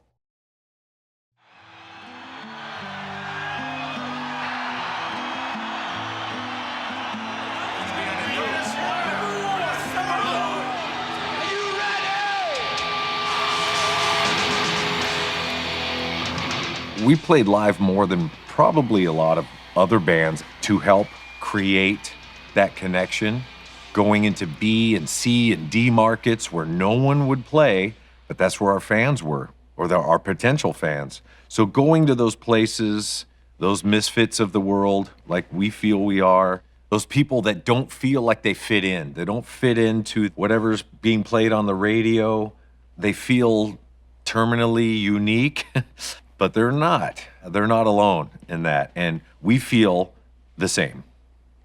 And so when we go play live and I say, you know, do you feel it? Do you feel like I do? And they say yes, because they do. And that makes me feel good. It makes me feel so good. Makes me feel a part of, makes me feel like I'm doing the next right thing here. So I love the fact that we have a fan base that has continued to grow, and they've morphed with us. We've morphed with what it means to have a certain fan base, you know. Obviously, when we were young, most of our fans were young males like we were, pissed off and hating the system. And as we grow older and older, we understand that, you know, there's no dress code. There's no, you have to have this kind of job. You have to look a certain way. You have to feel a certain way. No, you don't. You get to come in and experience. So another big part of what I think, you know, the fifth member that is a Metallica fan, when we're on stage doing what we're doing, we're just the ones up there doing it. We're like everybody else. They could have been doing what we're doing, but we're the ones that have gone through that journey.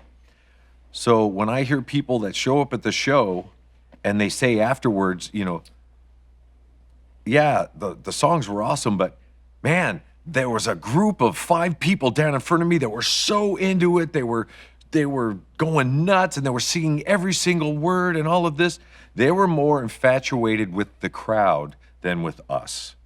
And that to me is the fifth member right there. You know, you're moving another person with your music, and you're influencing another person that's watching them. So it's so multi-layered. And when we play live, we've got as many lights on the crowd as we have on us, because they are a part of it. They are the energy that drives us as well. So without each other, it's not as fun.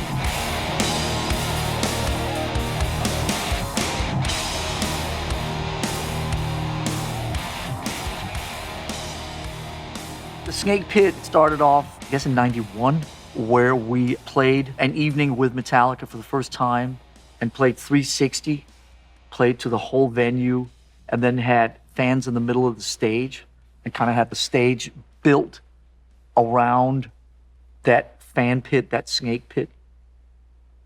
We loved playing 360 so much that every indoor tour we've ever done since then, and I think pretty much every show we've ever played of our own, when we've played indoors, has been in 360. It's how we're comfortable. It brings everybody into it, and it does away with that us and them and these dividing lines. There used to be this kind of separation between a band and an audience, a barricade, and the band's here, the audience is here. And so we started about 30 years ago, wanted to try to challenge that, and also felt that the more that we could all be one together, the more we would lift each other up collectively, and the more you can just do away with that separation and lose yourself in not just each other as a band, but in the audiences, in the safety of the audience and the fans. I think we'll always prefer to play that way if given an opportunity.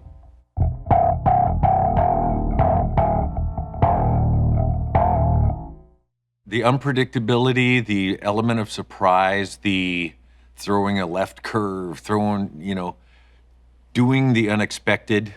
We've always gotten joy from that. Just show up, play, hop on a flatbed and show up in the Oakland Raiders parking lot and just play a gig, and create a buzz. That was so fun. And take off before the cops show up, you know, that kind of thing.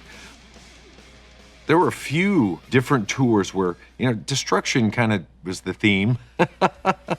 Things falling apart on certain tours, like Damage Justice. We would build Lady Justice up during the show to have her fall at the end. Also on the Reload tour, the towers and things were being constructed as we're playing.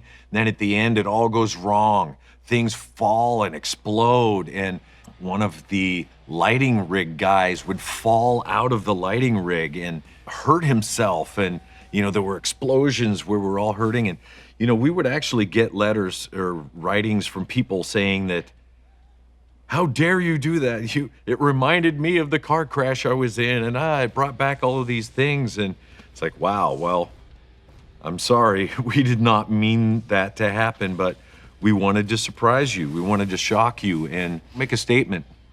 But at the end of the day, we know it's all about the music. If you don't have good songs, you can shine that turd. You can gold plate it. You can polish it, make it as beautiful as you can, but it's still a turd.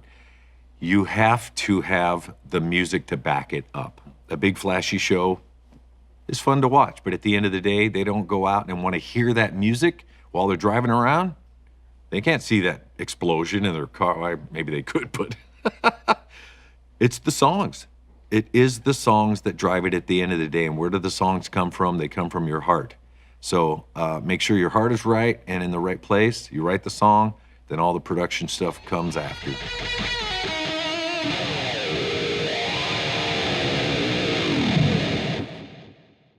Being true to yourself with your music, the fans will come. Because if you try to please the fans, you're going to shoot yourself in the foot. You're going to get lost. You're going to forget who you are, why you're doing that, and you're out to please other people. There's certainly a people pleaser part to me, especially on stage. I love the adulation. I love the feeling of they like what I'm doing. I'm okay. You know, they're making me feel okay. But at the end of the day, if I listen to the song and I said, man, we did an awesome job with that song, then I feel okay as well. So not trying to please others, because you will lose yourself. And as cliche as that sounds, you'll end up chasing your audience instead of your audience chasing you.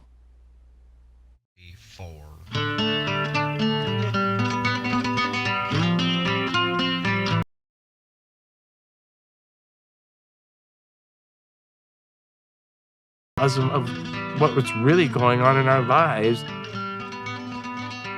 We're certainly not the band that puts an album out every year. We take our time, but we've lived them. I mean, they're life for us. Everything that goes into an album, it's just like you give it your all.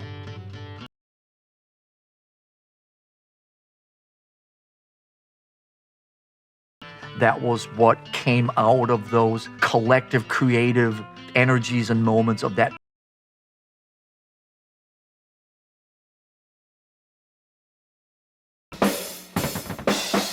This is the center of operations, commonly referred to.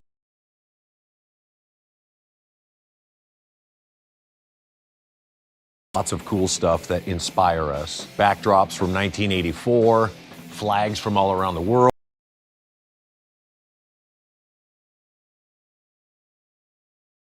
To hang them out in here, things that inspire us. I think it's really important to, in your, I guess you'd call it a work area, but it's a play area for us, that you have things around that are inspirational to you. Most of the time when we've been writing albums, it takes from 6 months to a year is the average time. When we write a record, write a collection of songs, an album,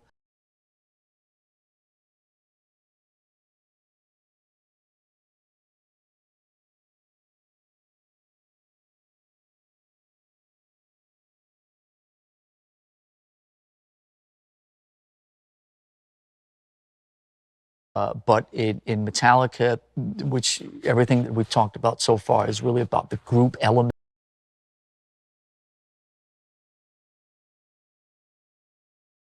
Member and the audio team bring something to that process.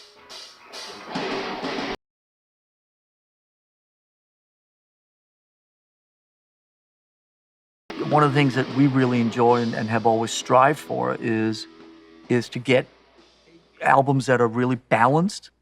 These sort of musical experiences, these music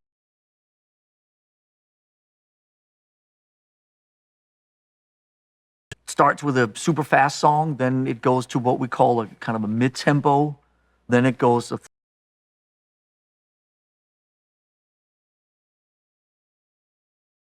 the ballad Sanitarium, then it goes to Disposable Heroes, which in our world sits kind of in between the mid-tempo and the fast.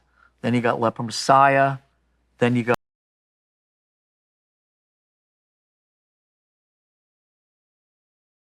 so we have these kind of blueprints, not unlike if you're writing a movie, sort of a first act.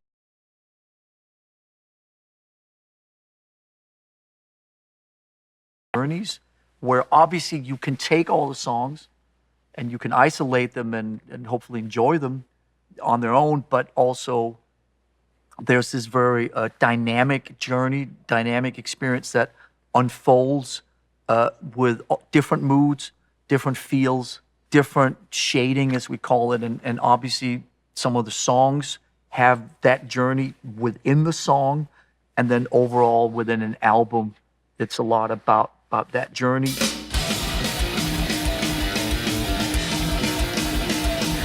So as far as the editing process itself, I'll give you guys an example. In this very room, so this is 2016. We're about 3/4 of the way through the process of creating the album that subsequently became Hardwired.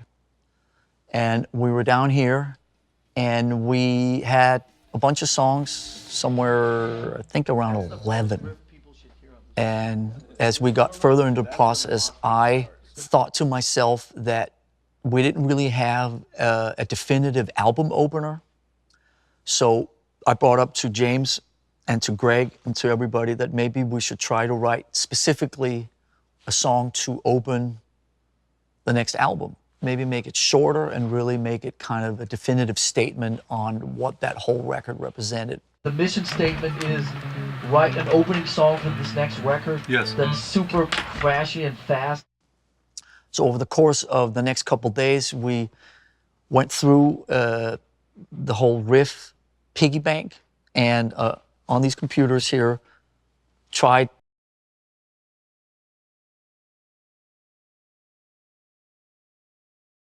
that was its nickname. Riff Charge is just boom. That won over a couple of the other ones. One was something with bats and something else. I don't know. They have silly titles. Anyway, so we're going to write a very short song and definitive. And so James and I put that song together over the next day or two, and we have a pretty clear arrangement. Well, what happened, which sometimes happens because, again, there are no rules. And so even though we had destined that the middle bit was a riff straight into the guitar solo, when James was doing the vocals, he decided to sing over the middle bit. So he sang a super cool vocal over the middle bit, which was way too cool to not have on the song. Well, now what do? We have a vocal where we thought there was supposed to be a guitar solo.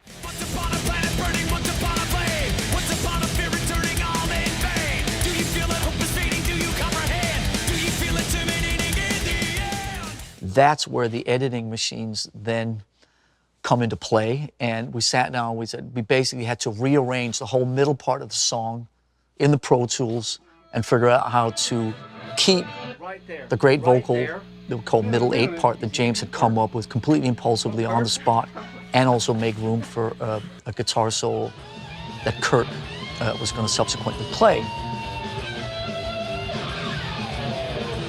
And if you have to do this, my advice would be, first of all, to be patient.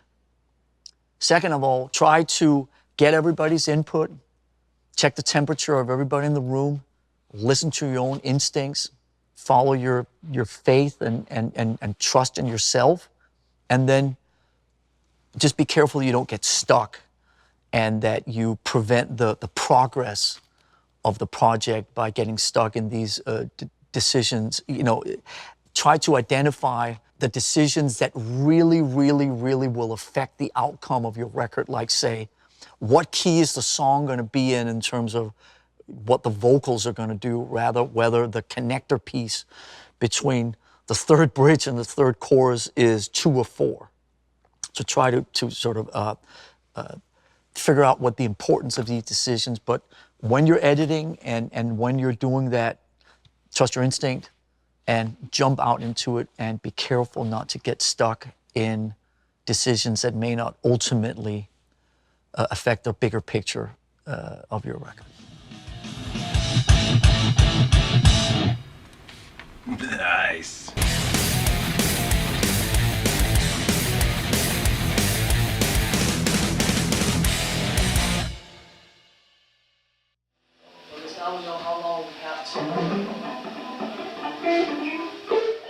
Demoitis is a real thing. Maybe other artists have talked about it, but gosh, you just fall in love with something because it was magical at that moment. You heard it, you played it, you guys all recorded it. You know, we record pretty much everything we play. When some magic happens, it happens. If we record something, we think it's the best thing. That's what you refer to. It's like you go back to that. You know, is it as good as the demo? And also another thing as a guitar player even, you got this riff, you've played it 1 billion times now, you're playing it different. And the producer will go, by the way, we got to go back. Listen, you're playing it a little different than you were. It's like, thank you. You get to refer to the demo. And if it's not as good as the demo, use the demo. And then but you can always try to better the demo. And then, okay, here's the new master. Go back to that. And yes, you can change your mind. You can choose again. You can go back on what you thought you just were going to, it was a life and death situation. It's not. You can go back and say, that's not as good as I thought it was going to be. And a lot of times that happens instantly, and then sometimes it takes a week. You hear it back and you go, wow, not as great as I thought. Yeah. That's okay. I'm going to eat some of that humble pie right now. And actually it tastes okay.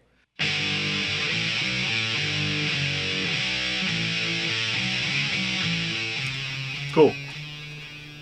Okay. Good to awaken. That would work. When I'm doing vocals, it's usually I'll run through the song a few times, get warmed up with it, and we'll do probably 6 takes of a song, and we'll go back on certain parts of the song that I'm kind of having an issue with. Good to awaken.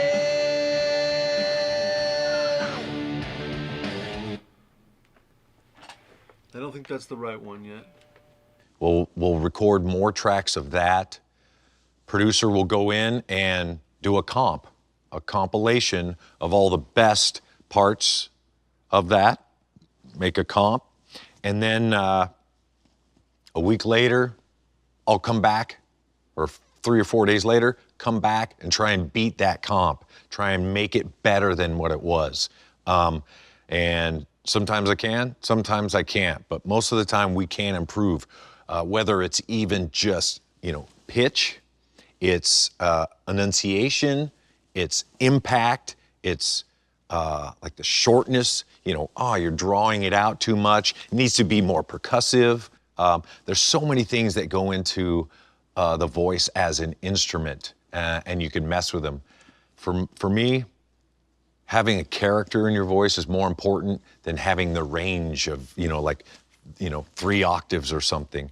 Having a character that is you and it's unique to you is pretty important, I would say. You hear a singer and all of a sudden, I know who that is. And it's not even the song that I know, but I know it's that singer. because they have a character and they're not afraid to show it in the song.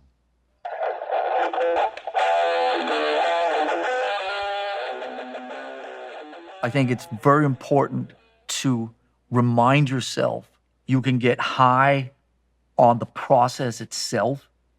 I'm in a room with my best friends creating these songs. The producers, in the other room giving the thumbs up. This is working. We've tried to crack this. You get high on the process. And there's nothing wrong with that. You should get high on the process. If not, then you're not human. But you have to be able to then walk away from it and come back to it with a clear mindset, with fresh ears, hear it in a different environment and go, now is it any good? And what can be better? And I just think that the more you can be self-critical and understand those euphoric energies that come in the wake of when it's really fucking working for you, and then giving yourself the luxury of walking away from it and coming back to it. I think that's a very, very important part of at least our process.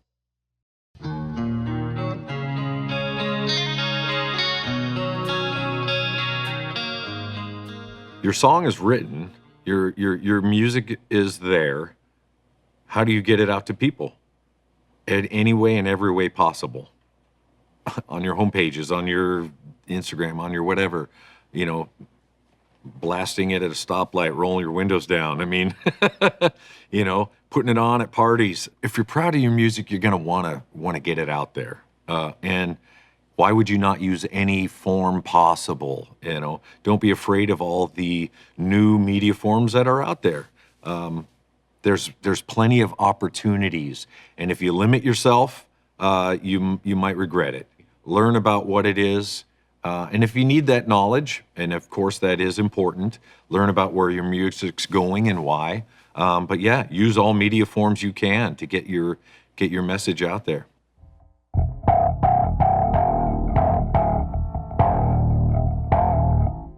As far as Metallica is concerned, and the business side, we've always prided ourselves and sort of strive for to be as independent as possible in our career.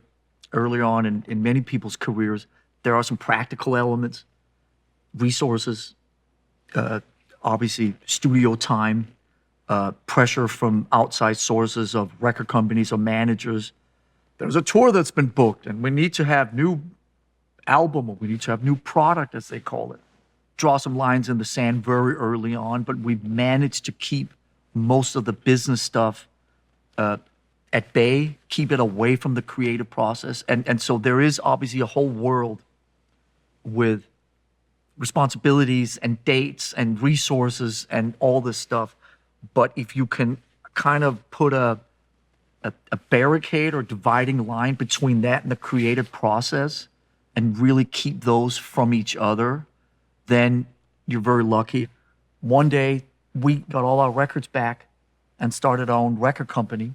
Everything that we do, we strive to be independent, autonomous, and not owe anybody anything, because that way they can't come to you and go, that song should have a different chorus, or maybe that song should have a different lyric or a different vocal. Nobody can tell us what to do or how to do it, because we don't owe anybody anything. And it gives us the freedom. We equate that with the freedom to kind of pick our own projects and to sort of just chart our own course.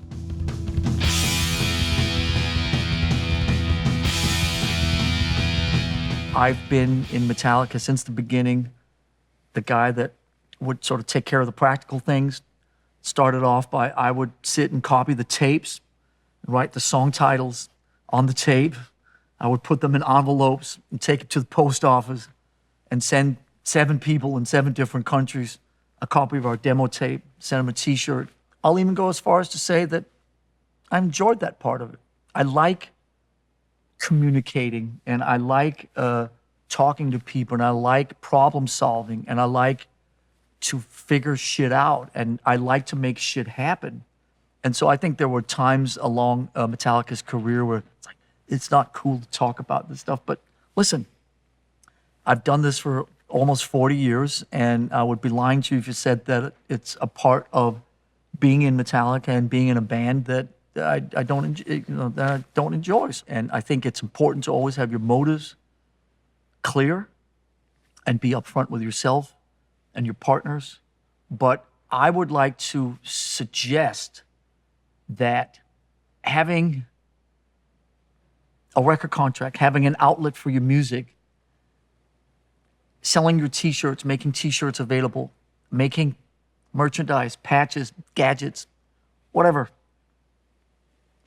communicating with your audience, making yourself transparent, social media nowadays, et cetera, et cetera, et cetera. All of it's part of a way to engage with your surroundings. You're not selling out by doing that. You're engaging your fans, you're engaging your audience, and you're communicating and having what I would call a conversation. And so if you want to sell a t-shirt, you want to sell it at cost, sell it at cost.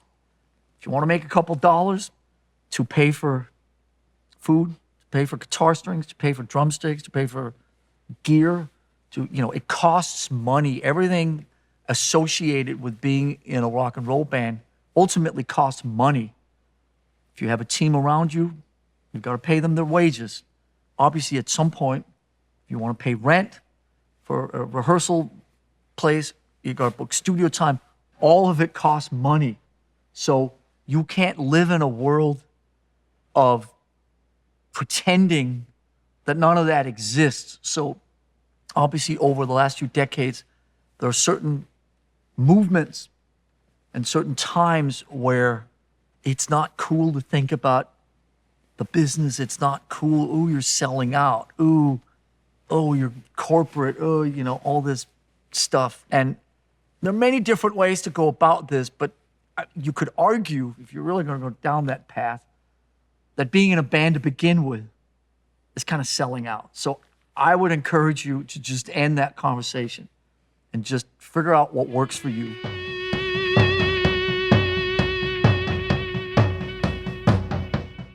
So when we first came out on a come out tour, we found a small t-shirt producer and we made t-shirts ourselves. We had like 2 or 3 shirts. They sold well. Metallica, the Young Metal Attack. And then when we were able to sign to a major record label, we signed also to a bigger merchandising company. And that's when we learned that you can use this merchandise advance to finance other things. That was just such a huge thing for us. Back then, a lot of times, the only time you can get merchandising for a certain band is if you went to go see them and you went to the merchandising table and there it was. But it was amazing because it was a way to generate some sort of income. And when people wore the shirts out and about, it was a great way for us to gain exposure on the street level. Nowadays, merchandising is like everywhere. I mean, you don't even have to just sell it uniquely on tour. You can sell it online. You can sell it at stores, whatever. You have access to an entire worldwide market that you can sell your merchandise through, and you have an entire industry that does nothing but band merchandise. Anything from T-shirts to little figures to the coffins. It's amazing. The world of merchandise is vast and wide. You can underwrite a tour. You can sustain a tour. And there's a lot of bands out there these days who will take a merchandise advance, and they'll take that advance and they'll use that to finance their tour. And so it can be a great revenue stream if you're wise about it and you have something that's interesting to offer. But it all starts with the music. If you have great music, you're gonna sell a lot of merchandise. If you have crap music, guess what? Not gonna happen.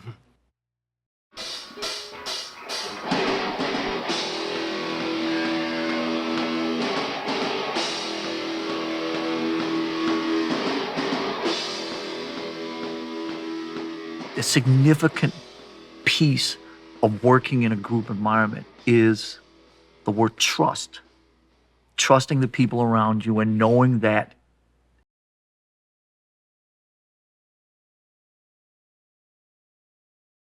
than if it was an individual effort. You have to have that as the MO at any time. And that's why I respect, obviously, lots of great artists started in collaborative environments and then went off and did their own thing. But we've chosen over 40 years to stay in a collaborative environment because it works for us and it works for, obviously, for what we're doing.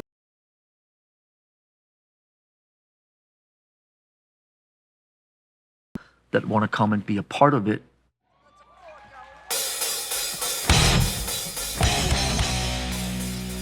One of the things that I find so special about being in this band with these musicians is, you know, you're trying to find the magic in that song, and it's always going to be somebody who says, it's not good enough. So your team is always trying to do the best that's possible for the song and to find the remedy, because you will hit roadblocks. You know, I always want to stress that to our students, that you will be challenged in your journey to find the right parts to a song or that magic sort of moment. It takes time sometimes. Sometimes it just comes naturally. Sometimes it doesn't, you know, but always kind of have faith in yourself to keep trying and pulling from different, you know, whatever is going to influence you or give you the energy and that spark to hopefully ignite that next idea. You just do the best you can, never phone it in. And that's one of the great things about this band is we don't phone it in. We really, really strive to make it the best that it can be. If you put enough work into something, you will get it back. Music, it's not easy, you know? It's not easy. You have to want to do it, and you have to have the passion to do it and the will to do it. And you have to just know that you will find the notes, and it happens. Be open to any sort of solution that comes down the road, and you might discover something really, really important in the pursuit of something else.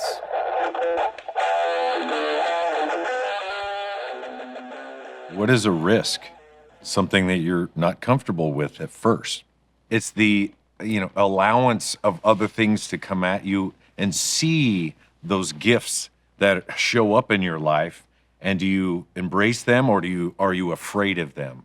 If you think your way into try to think your way into another place, it's not going to work. It just doesn't happen. You got to feel it. Michael Kamen, who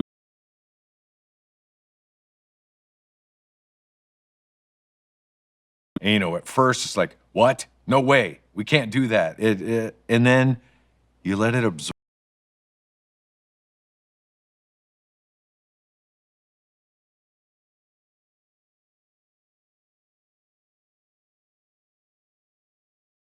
Art, or like Lou Reed coming to us and saying, I want to work with you guys. It's like, what?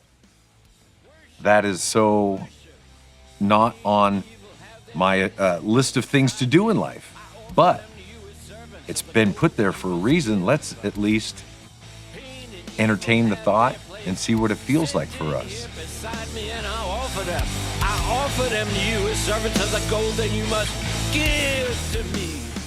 I grew up around all these different, very different kinds of music. James grew up around different music. Rob grew up. Kirk, everybody grew up. We have very, very vast musical backgrounds. We've been channeling that in various ways, and we're, like James is saying, always open to crazy things when they come. It's not necessarily that we're out hunting all the time. Who can we collaborate with it now? But when given a choice, to lift up the carpet and see what's there, to open these doors and see what's behind door 1, 2, and 3, that's always fun to do.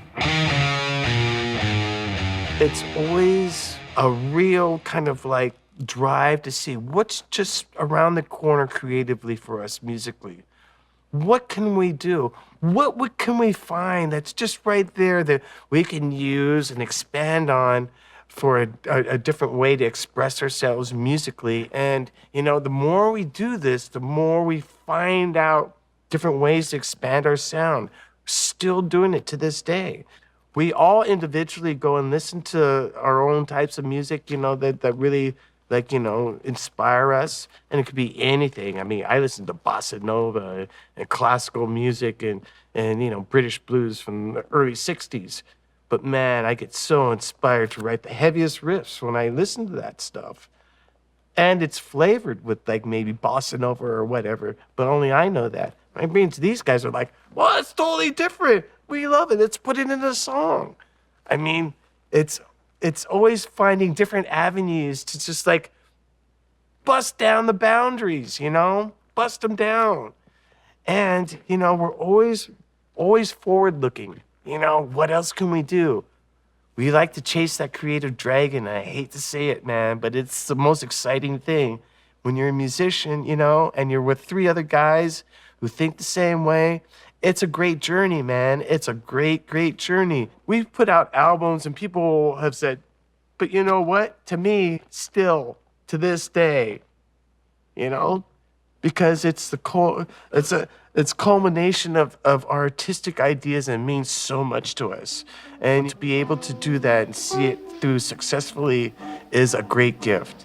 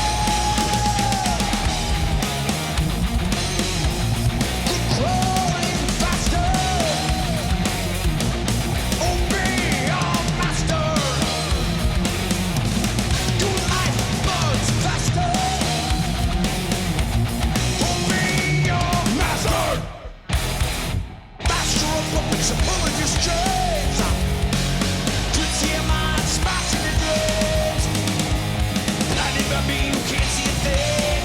Just come on, name how you scream. Master. Just come on, name how you scream. Master. Master.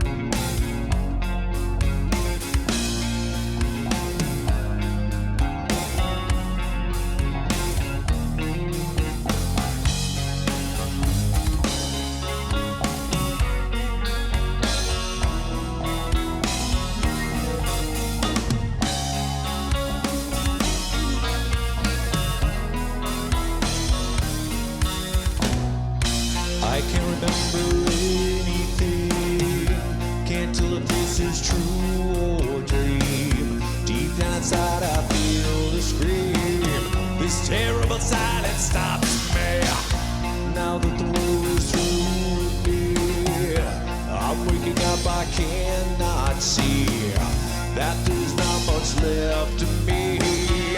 Nothing is real but pain now. My breath is I wish for death. Oh, please, God, wake me.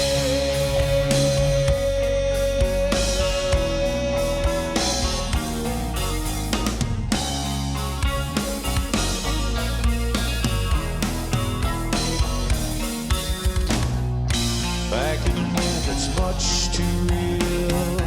In punk's life that I must feel, but can't look forward to reveal. Look to the time when I live, fed to the truth that sticks in me, just like a one-time novelty, tied to machines that make me pee. Cut that shit I throw me.